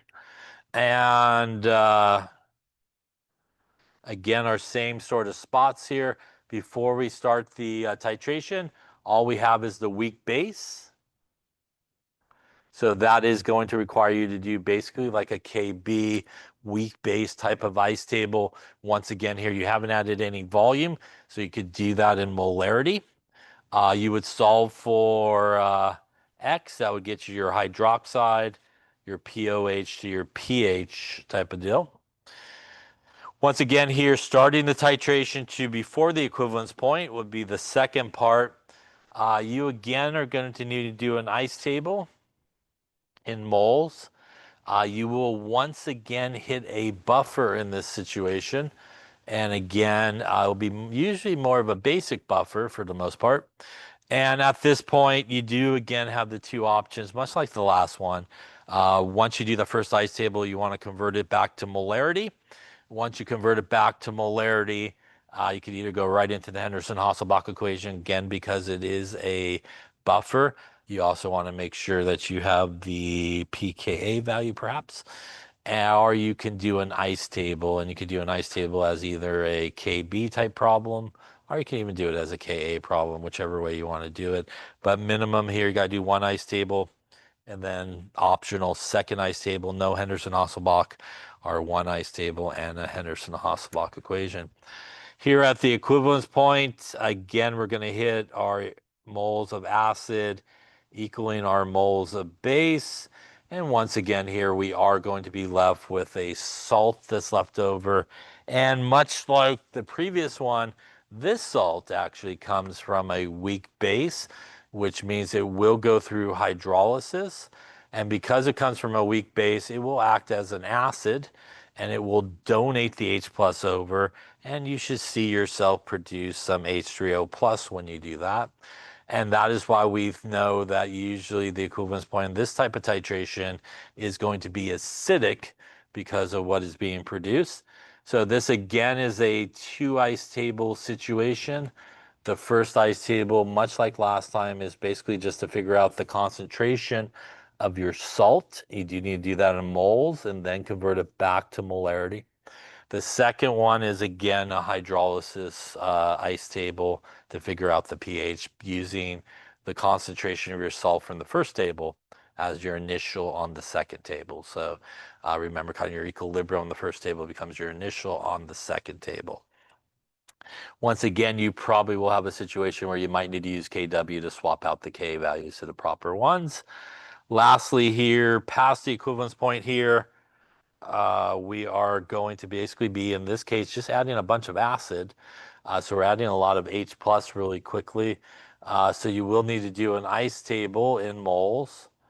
What you should sort of have left over is a strong acid at this point, which would give you your H plus concentration, and then you could go into the pH. Once again, you could do it in moles, convert to molarity, and really at that point, you probably have the H plus and just go right into your pH equation. Questions on that one there? The other thing we talked about, and we just sort of touched upon it a second ago, was acid-base indicators. And obviously, as we talked about, indicators do work over a specific pH range. So typically, when you choose your indicator, you do want to choose an indicator that will basically change color right near your equivalence point, or as close to the equivalence point as you can do. So remember that some that change, for example, in the acidic range, would be not so great for something that has a basic equivalence point pH. Something else that we talked about with titrations in general, for example, a weak acid, strong base, you could take the volume at the equivalence point, right? And if you go half the volume to the equivalence point, and you go up and over, that is the point where the pH equals the pKa value, if I drew a straight line there. And that's because really in that region, again, you have a buffer, and at half the volume to the equivalence point, you basically have this situation occurring, the log of 1, which equals 0. And that's basically where the pH equals the pKa value, as you have equal concentrations of your base and acid at that. So that's one way, sort of experimentally, that you could determine, for example, the pKa value of an acid, or if you wanted the Ka value, you could also do that as well. Also, other things we talked about with titrations, right? If you had a diprotic acid or polyprotic acid, you would have multiple equivalence points, right? If you looked at your titration curve. If you had two, you would see two sort of equivalence points, and you could also find like a pKa1, pKa2 sort of value. Yes. The pH is equal to the pKa value at half the volume to the equivalence point in that type of titration, the last two titrations, really. Other questions? What's that?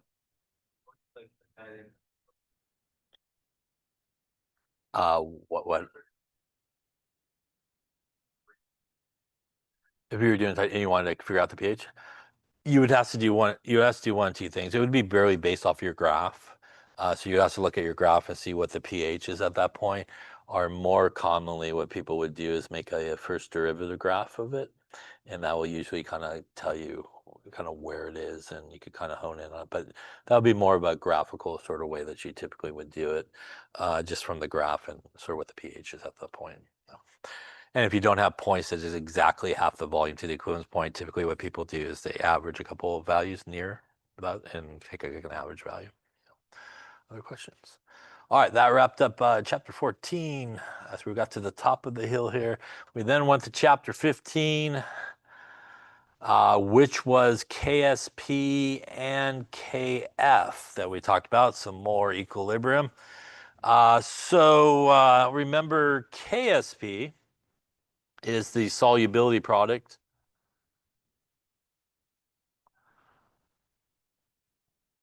And KSP, if you remember, is basically the equilibrium constant for things that are insoluble. So these are typically the K values for things that when you think about solubility rules, typically tell you like it's insoluble. So for example, something like silver chloride, right? Which is typically thought of as being insoluble. And even things that are insoluble typically will have some degree of solubility. So something like silver chloride will set up an equilibrium. You can write the KSP for it, which would be silver times chloride in this particular case. And typically speaking, the way the reactions are written for KSP is it's always like this: solid on the left and aqueous ions on the right, which means that when we write KSP expressions, it's typically just products is basically is included. We still use the coefficients, so if you have coefficients, you do need to square it or whatever it may be. Because these are for things that are typically insoluble, KSP values are typically very small values. And because they're very small values, that means that they basically stay on the reactant side, and that's basically it, staying together as a solid. Um, we can calculate the solubility by doing an ice table. And there's two types of solubilities that we typically calculate. And if we take a look at this guy here, we will sometimes calculate either the molar solubility, which essentially is the molarity, or we may just calculate the solubility in grams per liter or some unit like that. A reminder that if you're going to go from molarity to grams per liter or back and forth, that is the molar mass from the periodic table, grams per mole, that will allow you to convert between those two units. We do this ice table slightly different. We go 0, 0, change plus S, at equilibrium, S and S. Remember here that S is the molar solubility. So we typically will use this S letter here. It's basically the molarity. This will basically go into our KSP expression. Equals whatever it equals. I don't know what it is. But we put it in here, gives us S squared equals our KSP. We would solve for S. S again would give us our molarity, our solubility. Typically speaking, when we solve for S, it would be this value here. You could have some coefficients in front of them, and you could use those coefficients to figure out the concentration of silver or chloride in here. And typically when you solve for S, it is usually the solubility of the entire thing together. So if you solve for S in this case, that would give you the solubility, molar solubility of silver chloride. Once again, you can use the molar mass of silver chloride to convert it into something like grams per liter to figure it out. I think we did that one. It was like 0.002 grams per liter or something. So very, very small sort of solubility that is there. We also saw Q back in this sort of chapter as well, and Q again is going to be calculated the same as the KSP in this case. And we could use Q to help us decide whether or not a solid would form. So if Q is less than the KSP, that means that we would have no precipitate and we would have an unsaturated solution. If we calculated Q and it did equal the KSP value, we would have a saturated solution. Remember, a saturated solution is basically the maximum amount of solid that will dissolve at a given temperature. And if we calculate Q and it's greater than the KSP, we would expect a precipitate to form, and that is a supersaturated solution. Now, remember that there are several factors that can affect whether or not, for example, that you would see a solid form or not form. And Q is one of those things. Concentration, yeah, has an effect on whether or not you will see a solid form. Now, again, that's where we would do something like this and calculate Q and compare it to the KSP and expect to see whether or not we would get a solid form or not. A couple other things that we talked about that can affect solubility is pH.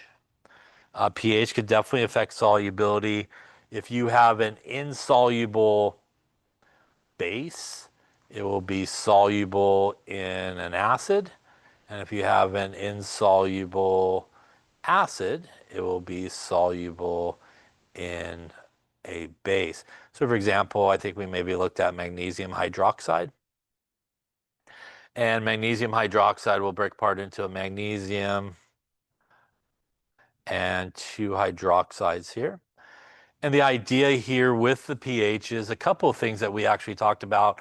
One thing is you could actually go through your ice table here, right? And you go through your ice table, you could solve for S, and from that S, you could get the hydroxide concentration from your equilibrium line down here. And you could actually calculate the POH and then the pH. And you could get kind of like a baseline pH for the solution of what it would be. I'm just going to go with 10.46 is in my head. I have no idea if that's right or not, but it seems like maybe it'll be somewhere in that ballpark. Now, if you have 10.46 would be kind of the baseline pH of this solution. If you were to add acid to this, what you're essentially doing, right, is adding H plus. And that H plus and that OH minus will come together to form water. And essentially what you would be doing is removing the hydroxide. Le Chatelier's principle is going to cause the equilibrium to shift to the right in the result of that. And that's going to cause this to actually increase the solubility of this, right? We would expect more of the magnesium hydroxide to form because you just formed water. You're removing hydroxide, and it's going to cause it to be more soluble. And that's what that says right there. That's an insoluble base. We added acid to it. It's going to increase the solubility of it because of that. If you added base to this, you're essentially going to be adding hydroxide, and the result of that is you're actually going to be adding more products in this case. And because you're adding more products in this case, it's going to cause the equilibrium to shift to the left.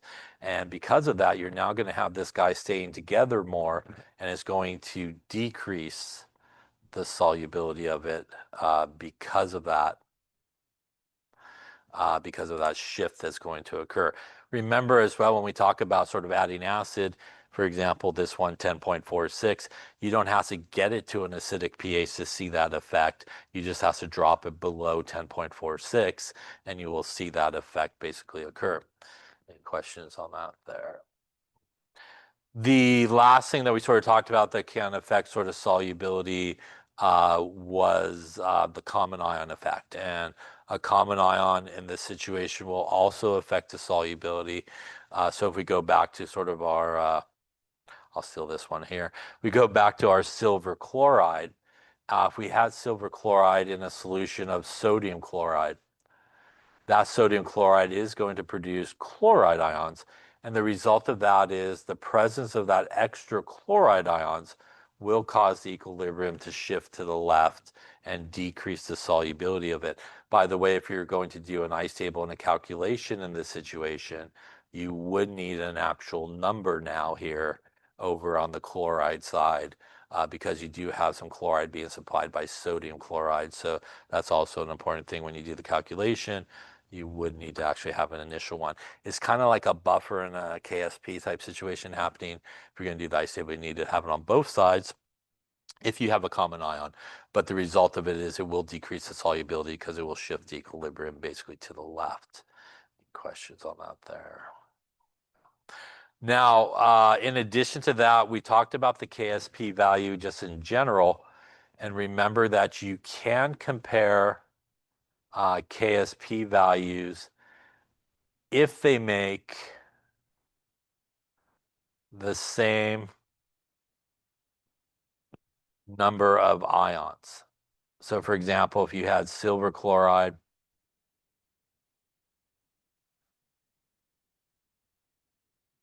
and you wanted to compare the solubility of that to, say, silver bromide,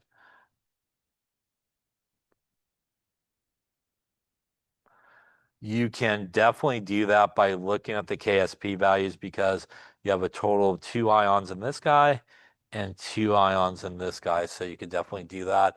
Again, the one with the larger KSP value would be more soluble because, again, it's basically a larger equilibrium constant value, which means you should have more products, and more products in this case means more soluble. You cannot do that, for example, if you took our magnesium hydroxide and wanted to compare it to either one of the top two, because this guy breaks apart into 3 ions. So you cannot just directly use the KSP value to do that. You would actually have to do the calculation. So you have to go through there and do the calculation, figure out the solubility of each of those guys, and then compare them at that point. Lastly, here we talked about using KSP to selectively precipitate out ions, which you can do by just using the KSP expression. You could find the minimum concentration of something that you would need to see it precipitate. So for example, again, if you had this,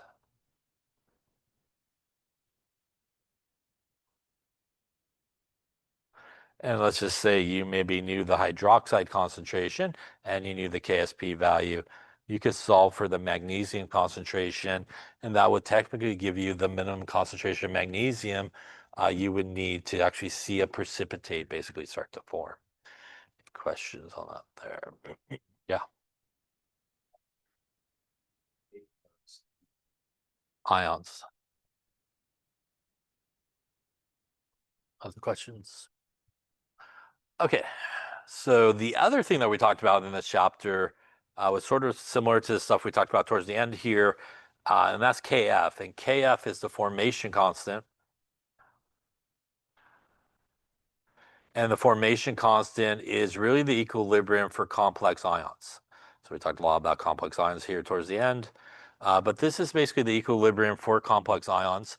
And complex ions, as we know, is a metal with a bunch of ligands attached to it.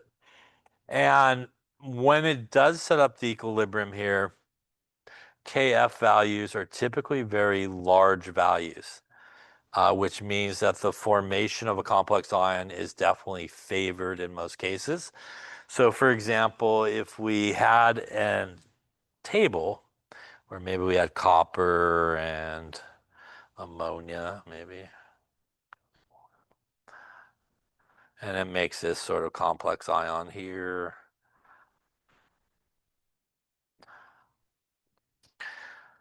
When we do this sort of calculation, we do a couple of assumptions because KF values are really, really large values. We assume that all of the metal gets used up in the complex ion. So when we go to do the ice table, the change here is always the metal concentration. And you do want to make sure that you do have the concentration of everybody mixed together when you do this ice table. But the change here is we actually use a number. It's one of the few times we kind of use molarity and a number as a change rather than in moles. It's always going to be the metal part. And what's going to happen is when you get to equilibrium, you're going to basically zero out your metal. Now, the second part of that assumption that we talked about is although almost 100% of the metal gets tied up in the complex ion, it is still in equilibrium, which means some of that's going to break back apart and be free. So what we end up doing is usually coming to our KF expression of our products over our reactants. And usually our metal here is on the reactant side. And we can kind of come back and then solve for the concentration of the metal by kind of substituting into the KF expression. The idea here with that assumption is when you actually calculate the concentration of the metal ion, in this case, it should be a really small value. And that is because of our first assumption that pretty much 99.999% of it is in the complex ion, and only just a small smidge of it is going to come back and be free. And it should be a really, really small number. So again, if you do these calculations as we talked about, and you end up with a really large number for the ion concentration of the metal, you probably did something wrong because it really shouldn't be. It should really be really small. As we talked about, the formation of a complex ion is really favored because of the large value of K. And we saw that in reality when you did group one. Again, you had silver chloride in a solid. You added ammonia, and that formation of the complex ion was so favored, it basically ripped the silver out of the solid and made a complex ion with the ammonia. And that's why your solid kind of disappeared and then it reappeared. And that's because of the really high value for the KF values. So usually if you have a situation where you have a good ligand and an idea to make a complex ion, that's definitely going to be a favored situation because of the K value that's there. Any questions on that there? That then wraps up chapter 15, I think. Then I think we went backwards. I want to say 7 maybe. Yeah? So 7. And that was all about energy in this chapter. So we kind of went back and did some stuff that probably should have done in 200A. But here we talked about energy. Common units of energy, right, are joules or calories. The relationship between a joule and a calorie is there's 4.184 joules is equal to 1 calorie. Remember that heat flows from hot to cold. And we really have two types of reactions that we've been talking about. We have exothermic reactions, where heat is released.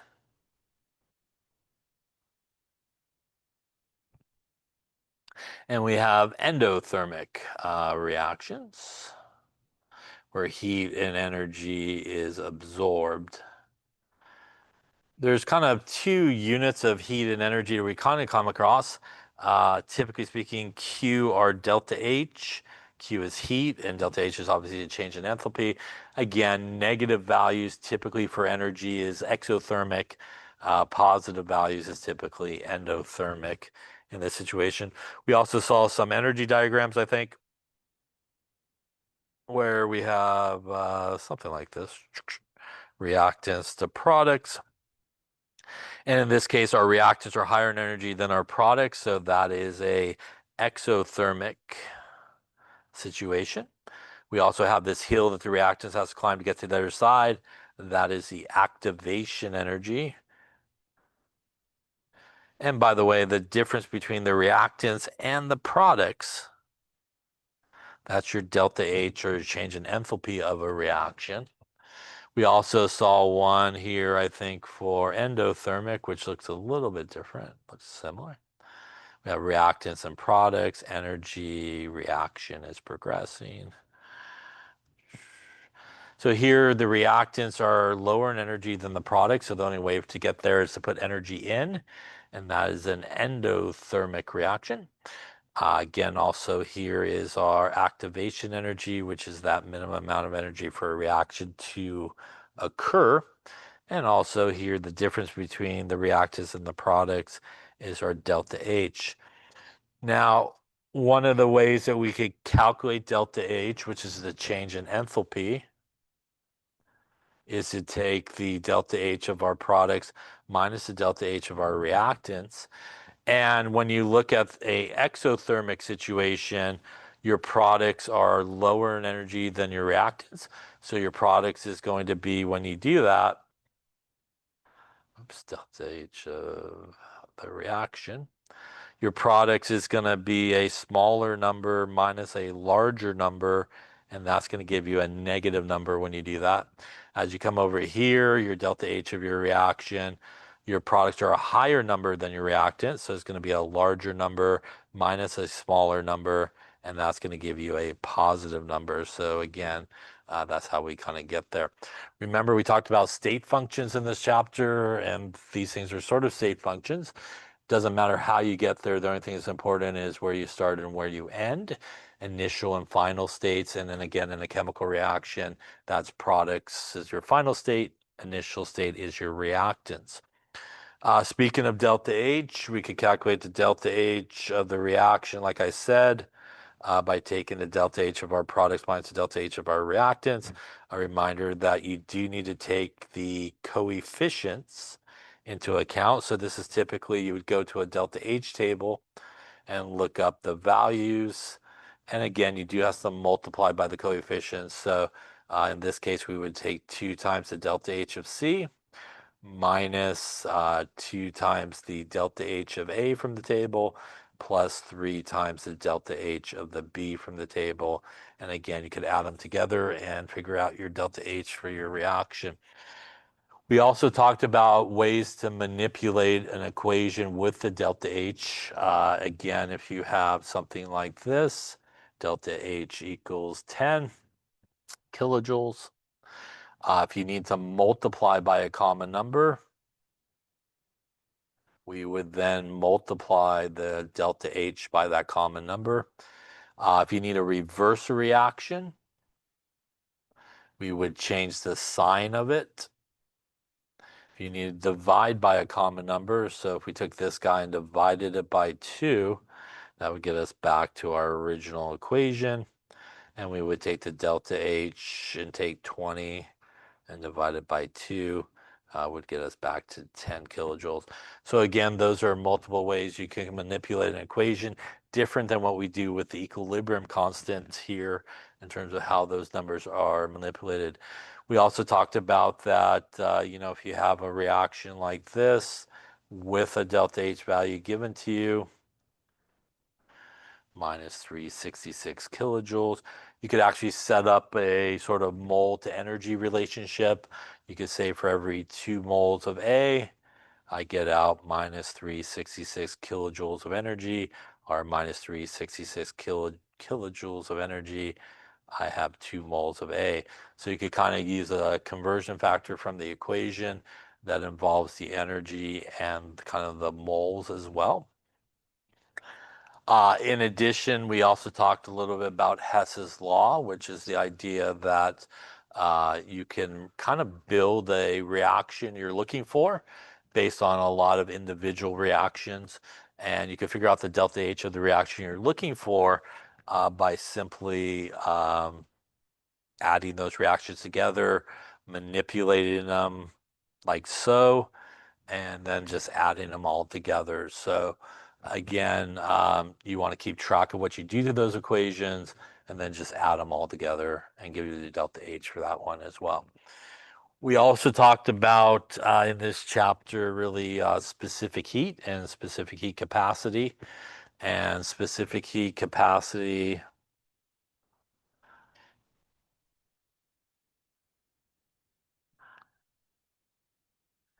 is the amount of energy needed to raise 1 gram of a substance by 1 degree Celsius. So there's an equation of Q is equal to ms delta T. Q is heat or energy, either in joules or calories. M is mass, typically in grams. S is the specific heat capacity. And And again, sometimes people use C, and it has units of joules per gram per degree Celsius or calories per gram per degree Celsius. And as we talked about, probably the important part of this calculation is the delta T, and that's the change in temperature. And you definitely want to always do final minus initial, and that is actually still in degrees Celsius. And that's important because that is really the one that will give you either a negative or a positive value, as M and S are positive numbers. So it's really important to do that, because if you do get a Q that is negative, it typically is an exothermic situation. If you have Q that is positive, it's an endothermic situation. And the specific heat capacity of liquid water is 4.184 joules per gram per degree Celsius, or 1 calorie per gram per degree Celsius is the specific heat of liquid water. A reminder that if it is not liquid water, it will actually be a different value. So if you have ice or steam, it will be something more like 2 joules per gram per degree Celsius. So it does change if it is a different sort of substance. The other thing we talked about is sort of the transfer of heat. So remember, for example, if you have some water and you have like a hot piece of metal or something like that, and you dump it into the water, there is going to be sort of an energy transfer. And remember, something like Q of the water is equal to minus Q of the metal, for example. So when we have sort of the transfer of energy, remember that is sort of like a perfect transfer. So whatever amount of energy somebody loses will be the same amount of energy that somebody gains. The only difference will be the sign indicating whether it's exothermic or endothermic for those things, depending if it's releasing energy or not. Obviously, in this case, if your metal is hotter than the water it's going into, the metal will release the energy and be exothermic. The water will gain the energy and be endothermic. Vice versa, if your metal is colder than the water, then the metal will actually absorb the energy from the water, and it will be endothermic for the metal and exothermic for the water in that situation. A lot of times we could follow the change in water and do a simple calculation to figure out how much energy is happening. When you calculate Q under constant pressure conditions, you're also calculating the delta H of the reaction, which we could do like we kind of did with some coffee cups there in lab, and that's all you need basically is coffee cups and a thermometer to do so. Any questions on that chapter? Yeah. Yep.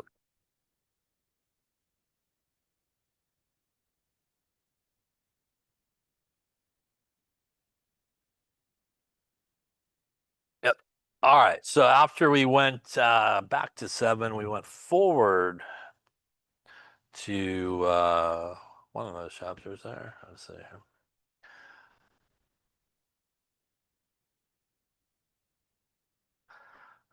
We went to 16, which is the rest of thermodynamics. So in chapter 16, we went to thermodynamics. And remember, when we look at sort of this chapter, what we're looking at is whether or not a reaction is spontaneous. And a reminder, as we talked about, that when we talk about a reaction being spontaneous, it really does not have anything to do with how fast or slow the reaction occurs, right? It has to do with under those conditions, if you just leave that thing alone, will that reaction just naturally sort of occur without any type of intervention? And that's what we mean when we talk about spontaneity. It is, whether it will happen or not. One of the things that we look at, in addition to delta H, which we kind of has to look at, but we also look at delta S, which is the change in entropy. And the change in entropy, which is delta S, is basically the amount of randomness that or disorder that's occurring. And remember that with delta S, as the amount of disorder increases, delta S becomes more positive. And as the amount of disorder decreases or order increases, the delta S becomes more negative. Remember that one of the easiest way to sort of see the difference is you could look at states, obviously solid, liquid, and gas. as we go from solid, liquid to gas, we're definitely increasing the disorder, and we would expect the delta S to be more positive. If you're going in the opposite direction from gas to liquid to solid, you're definitely increasing the order. We would expect the delta S to be negative in this particular case. One of the things that we talked about is that entropy is related to probability by like the Boltzmann equation here. We didn't do too much with it, but S is equal to K times the natural log of W. Natural log of W. W is a microstate, and remember that it's based on probability. So if there are lots of ways to do something, there is a high probability that it's going to occur. If there's only kind of few ways to do something, there's a low probability that's going to occur. And again, for example, if we have like one way of doing something, one microstate, that would make W equal to 1, and natural log of 1 is 0, and that would give us a very low entropy value. If you had like 6 ways of doing something, that would give you a higher sort of entropy value and stuff like that. Now, when we talk about entropy, there is a couple of ways that you could calculate it, but we can use the entropy of the universe to determine whether or not a reaction is going to be spontaneous or not. And to do that, that's the delta S of the system plus the delta S of the surroundings. So we do have to use the delta S of the universe to determine if a reaction is going to be spontaneous or not. If the delta S of the universe is positive, the reaction will be spontaneous. Obviously, if it's negative, it will be non-spontaneous. There are a couple ways that we calculate both of these things. So first off, the delta S of the system, or the reaction, is found by taking the delta S of our products minus the delta S of our reactants. So again, this is a situation much like delta H that you would go to a table and look up the values. You also need to make sure that you take the coefficients into account and multiply them by the coefficients. Remember that when you're looking at the delta S of the system or the reaction, you can make a pretty good estimate as to whether or not it should be a positive value or a negative value based on how many gas molecules are either produced or kind of lost along the way. If you look at the arrow and you make more gas molecules than you started with, your delta S would probably be a positive value when you calculate it as you're increasing the disorder. If you look at the arrow and you have less gas molecules than you started with, your delta S of the system will be negative. Remember that it will not tell you if the reaction is spontaneous or not, but it will tell you whether or not you are increasing the order or decreasing the order along the way.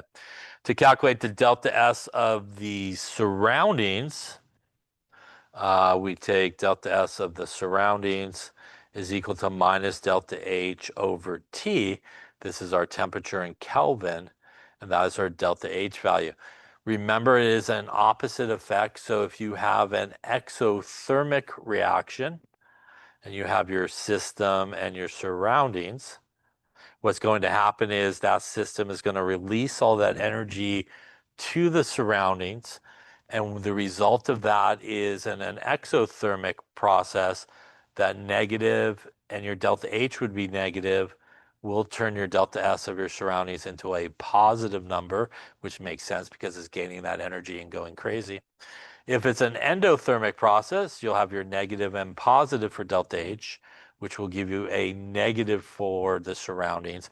Again, the surroundings are going to lose all that energy. They're going to slow up and create a lot more order in that situation here as well. Remember, this is the one that does have the negative in it. That does that sort of opposite relationship. Once you do that, obviously you can use both of those values to calculate the delta S of the universe. And once again, to kind of determine whether or not it is going to be a spontaneous reaction or not, depending on if you got positive or negative.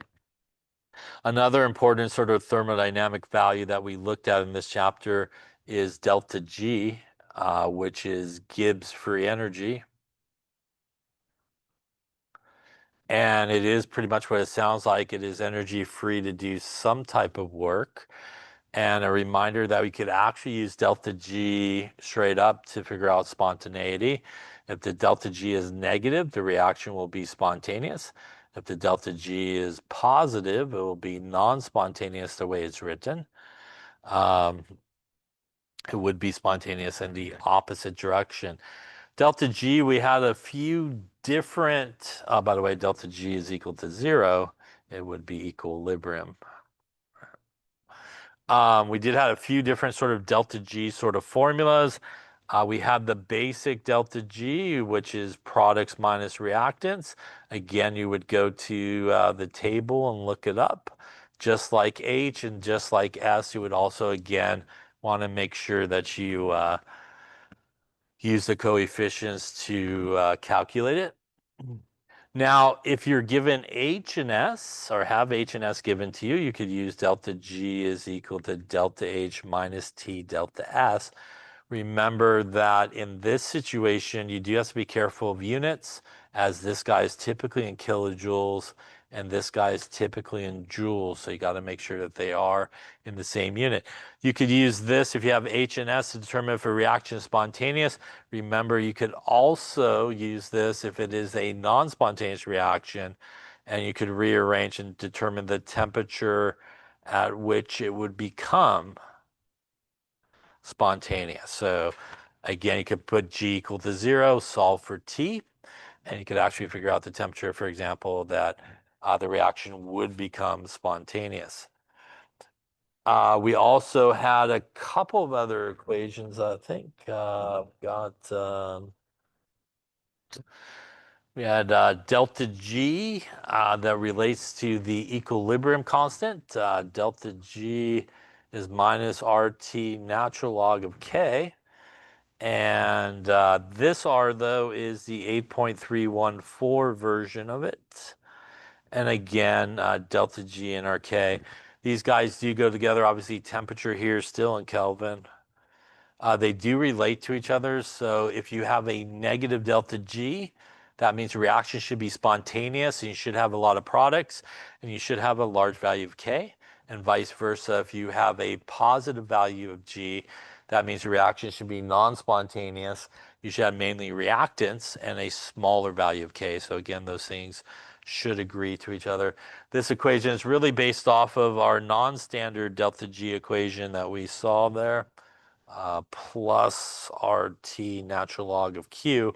This would be the equation that you would use in non-standard conditions. That's sort of what that is, non-standard delta G. That is standard delta G. That is basically your products minus your reactants. That is our 8.314. That is our temperature in Kelvin. And that is Q, which is our products divided by our reactants. So obviously you would use this equation in a situation where something is not under standard conditions. A reminder that when we talk about standard conditions, that is a molarity of 1 molar. That is a pressure of 1 atmosphere. So those things are standard conditions. If something is not one of those things, then it would be under non-standard conditions, and you would use this. Any questions on that there? All right, I think that wraps up that chapter, believe it or not. Yeah. It is joules. It's right here. Joules per Kelvin per mole. Yeah. All right, so that was thermodynamics. Then we went to 17, which was redox, I think, in electrochemistry. So chapter 17, a little electrochem. So we started out in this chapter just really talking about redox reactions. And a reminder that we have oxidation, which means basically losing electrons. We have reduction, which means gaining electrons. Again, you could do the oil rig. You could go Leo the lion goes grr, right? They always occur together. So something goes through oxidation, somebody else goes through reduction. We also have the oxidizing agent, which is the substance that gets reduced. We have the reducing agent, which is the substance that gets oxidized. We talked about half reactions, and remember that you have something like this, where the electrons on the product side, that's the oxidation half reaction, as they're on the products. If you have like an electron, something like this maybe, this would be the reduction half reaction, where it is on the reactant side. Remember, in order to add half reactions together, the electrons need to be the same number, and that does sometimes require you to multiply one half reaction by a number, or maybe multiple half reactions by a number. We then talked about actually how to assign oxidation numbers, right? Or states. And remember that for the most part, anything uncombined is 0. Oxygen, for the most part, is -2, unless it's peroxide. Then it's -1. And remember that all the oxidation numbers do need to add up to the overall charge on the molecule or ion. If it's neutral, it needs to add up to 0. If it has a charge, they all need to add up to a charge. That's really important. Remember that you can use a basic number line. And if you look at the oxidation numbers from the left-hand side of the arrow to the right-hand side of the arrow, and it's becoming more positive, that thing is going through oxidation. If you see your oxidation state moving to the left there towards the negative side, that guy is going through reduction. We talked about balancing in acidic and basic conditions.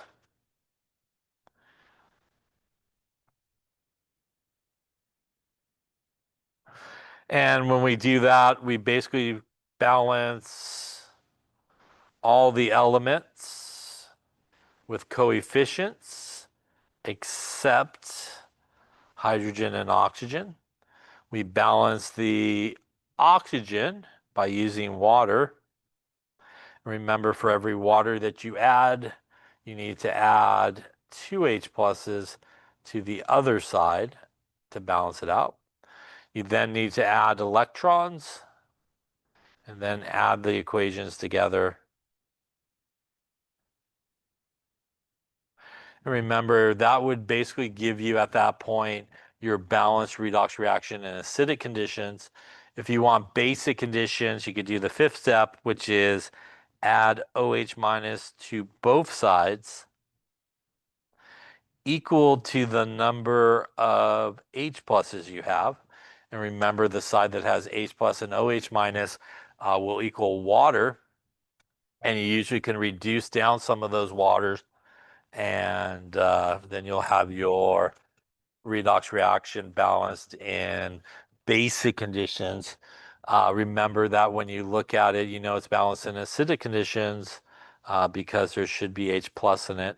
And if you're balanced in basic conditions, you should have OH minus in your final equation. When you do balance these equations, remember that it does need to be balanced in 2 ways. It needs to be balanced. Overall elements on each side needs to be the same. And when you look at overall charge on each side of the arrow, they do need to equal each other. They do not have to equal 0, but they do need to be the same charge on each side. +2, +2, 0, 0, -2, -2 needs to be the same. We then got into really sort of the main part of the chapter, which was galvanic cells. And galvanic cells in a laboratory basically can be set up this way. There's typically an anode. There's typically a cathode. There's usually some solution. We'll call that copper. We'll do this copper here. We'll do a little zinc. Some zinc ions floating around. These guys are usually connected through a voltmeter by a wire. We also have a salt bridge. And basically, in this situation, At the anode side, that is where oxidation occurs.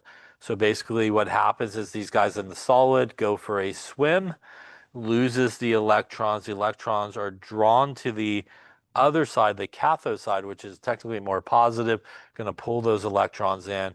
Those electrons then go for a swim, hook up with the zinc, for example, and that guy comes out of solution as the solid side, and reduction occurs in this particular case. We use SRP values, standard reduction potential values, to calculate the cell voltage. And you could do that by taking E of the cell is equal to E of the cathode minus E of the anode. The reason, again, as we talked about, that there is the minus sign there in this equation is because when you go to the SRP table, they are all written as reduction reactions, when in reality, one of the reactions should be an oxidation reaction, which would require you to switch the half reaction around. When you switch the half reaction around, the E sign will change. And again, that is what the negative here is, because it should always be the anode. So as we talked about, it is your preference. You could either not change the sign of the anode and just take the value that you find in the table, and that will change the sign for you. Or as we talked about a number of times, if you want to change the sign for the anode, you should then add those values together. You should not subtract them as you get that. Positive cell voltage is good, right? Negative cell voltage, not so good. So spontaneous, non-spontaneous here. When you look at a galvanic cell and you're not given any information about how the reaction is occurring, the more positive SRP should be your cathode. So again, if you're just simply given, you're making a cell out of these two things, the one that should be the cathode is the more positive value. The one that's more negative should be your anode. If you are given the actual equation or reaction, or you're given the information about how it's reacting, then you actually should look at the equation and determine who's being oxidized and who's being reduced. And whoever is being oxidized would be obviously your anode. Whoever is being reduced would be your cathode in that particular case. So we got that. We got that. What we got there? We also saw a few equations. We saw one that relates E of the cell to our delta G. So delta G is equal to minus NF of E of the cell. This is our delta G. That's our free energy. N is the number of moles of electrons. F is Faraday's constant, like a constant there, 96,500 joules per volt per mole. And E of our cells are cathode minus our anode in this case. Again, here with a positive E, that will give us a negative G, which would mean it's spontaneous. With a negative cell voltage, that negative and this negative will turn our G into a positive and give us a non-spontaneous reaction that occurs. Again, those things should agree with each other.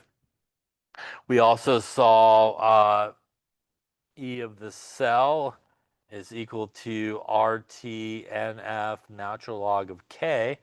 This again relates to equilibrium constant to E of the cell. All these guys are their same things, moles of electrons, Faraday's constant, temperature in Kelvin, R, again, our 8.314 version of R, and E of our cell. Again, these things should agree with each other. If you have a positive E, you probably should have a large K, because it should be spontaneous, because you will also have a negative G. If you have a negative E, you will end up with a small value of K, and that's because that will give you a positive G. You clearly want to use this one if you're doing something with the equilibrium constant. We also saw non-standard conditions, which is really where this equation comes from, and that's the Nernst equation, which is this here. And again, the Nernst equation is used in a situation where something is not under standard conditions, something is not 1 molar, something is not 1 atmosphere. So that again is non-standard. That is standard. And again, this is all of our normal things here, 8.314, our temperature in Kelvin, our moles of electrons, and our Faraday's constant. Our Q again is our products over reactants. Again, you want to make sure you use the coefficients. And once again, it's something that is not 1 atmosphere or 1 molar. So again, those are going to be kind of your non-standard conditions as long as you have it there. Again, you could get to the top equation from that because at equilibrium, E is equal to 0 and Q would equal K. So that again would get you sort of to the top equation there. We also talked a little bit in this chapter about batteries, corrosion. Again, a reminder, a battery is really like a galvanic cell, just sort of enclosed. Corrosion is really the oxidation of metals that occur, and that's because it typically will occur spontaneously when the metal has a less positive SRP than oxygen, because when oxygen has a more positive SRP, then it will be reduced and the metal will be oxidized and go through oxidation. We finished up this chapter talking about electrolysis. And electrolysis is basically the process where we make a non-spontaneous process occur.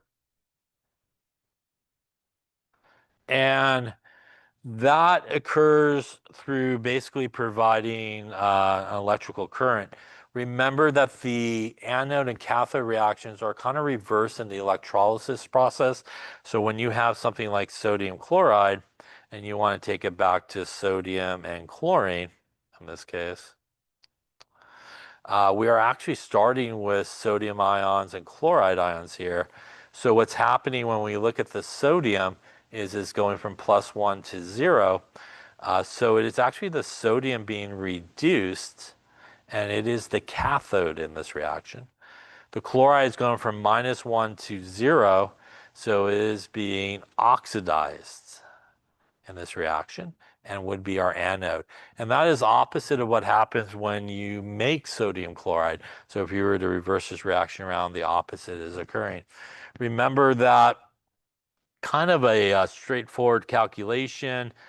Usually you're given the time that you ran your cell for. You want to convert it to seconds. You're usually given your amperage that you ran it for, which is really a coulomb per second. That will give you a coulomb of charge. You then can use Faraday's constant per mole of electrons, and that will give you the moles of electrons. It's at this point you do have a couple of options. You could use the half reactions to go from moles of electrons to moles of what you're interested in. And if it's perhaps a metal, you may use just the molar mass, grams per mole, to figure out how many grams you would produce. Remember as well, though, you may produce a gas, and in some cases, you may have to use PV equals nRT and solve for volume and figure out the volume of gases you would produce in these type of cells. So there are a couple of sort of options. You can also go backwards, obviously, and calculate it that way. Any questions on electrochemistry there? Yeah. Yeah. That's a coulomb of charge. Yeah. Yeah. Sorry. A lot of writing. My hand's getting tired. Coulomb of charge in this case. And yeah, again, you could have two sort of options at the end there. Any questions on that there? All right. So that wraps up that chapter. That then brought us to 18, which is nuclear chemistry. And remember, nuclear chemistry, we have some particles that we sometimes see. Remember that when we see some numbers up on top and numbers on the bottom, the top number is the mass number, which is our number of protons plus our number of neutrons. Bottom numbers are atomic number, which is our number of protons. We do have something different in nuclear chemistry. We do not have conservation of the elements, and that is because we change what's happening in the nucleus. So unlike in normal chemical reactions that only involve electrons, here we are changing what's involved in the nucleus. We did have some particles that we come across. We have uh, alpha particles, which are helium R alpha. We have beta particles. We have positron particles. We have protons. We had neutrons. I think that's most of them. So when we balance nuclear equations, remember that when we balance them, there's really two things that you want to kind of determine. When you look on the left-hand side of the equation, add up all the mass numbers. They need to equal all the mass numbers on the right-hand side as well.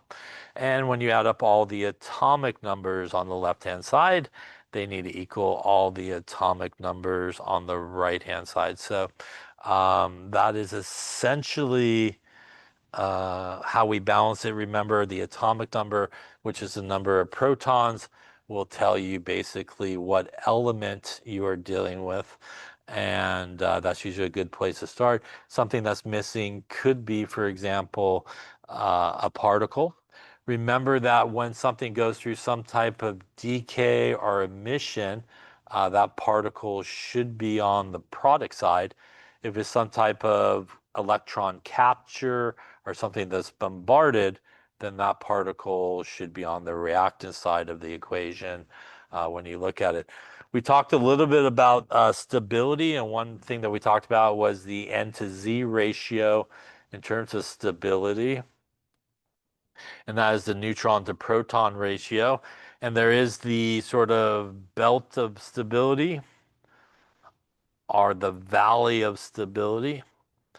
And in this particular case, if the ratio is too high, it is not stable and it will go through a beta decay to try to bring itself kind of back down to the stable situation. If it's too low, it will do one of two things. It will either do a positron emission or an electron capture. Remember that both of those things will essentially end up at the same product at the end. That will kind of bring it back up to the stability.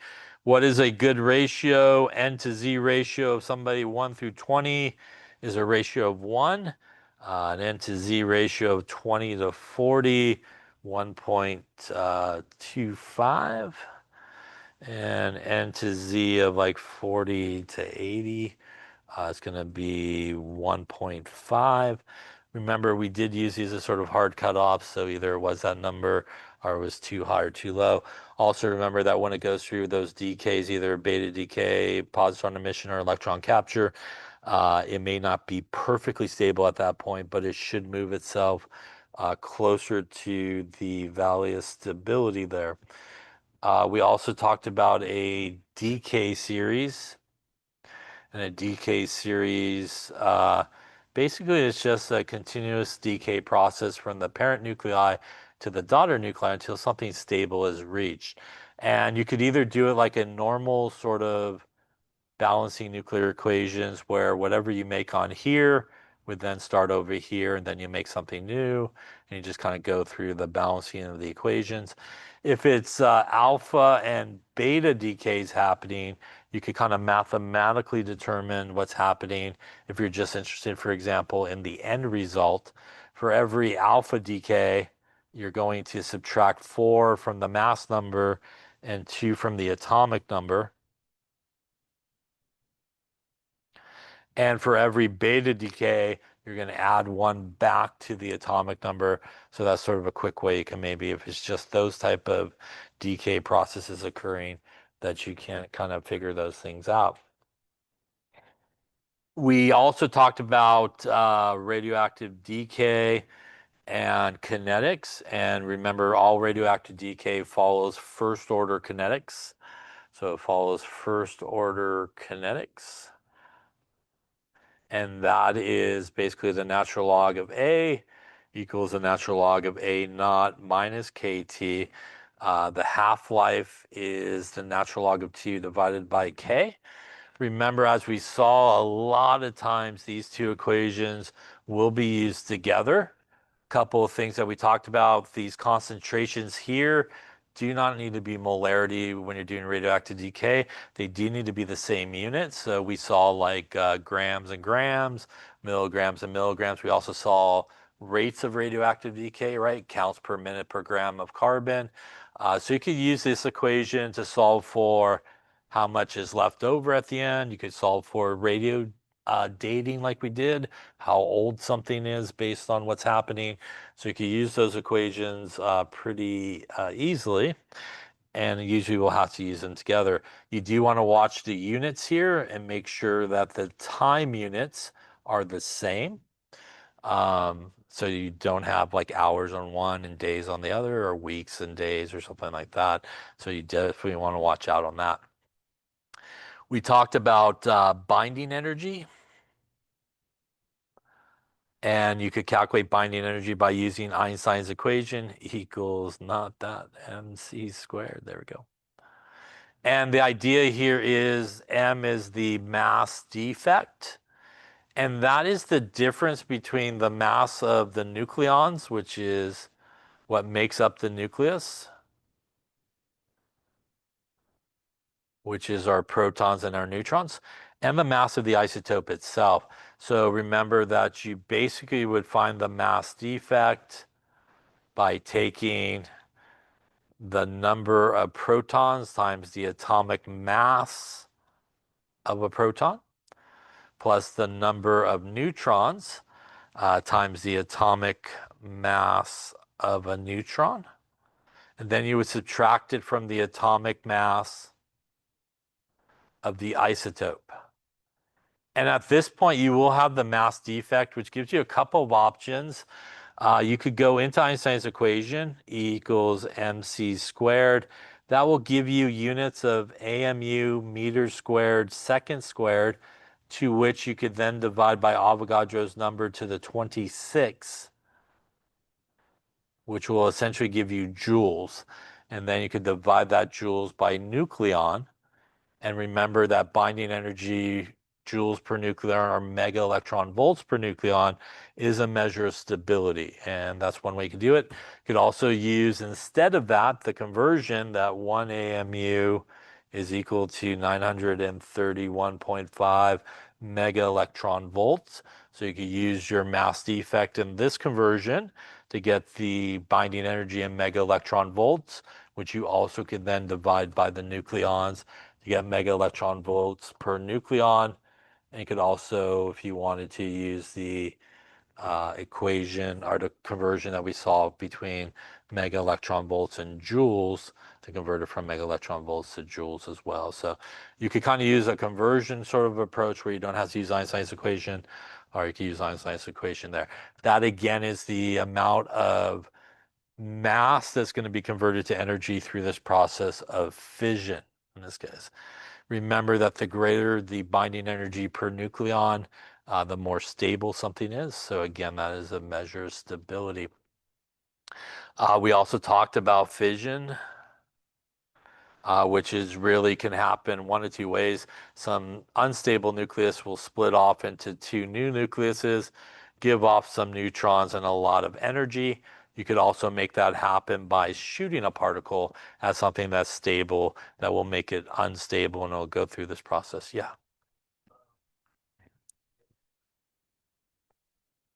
You would be, yeah.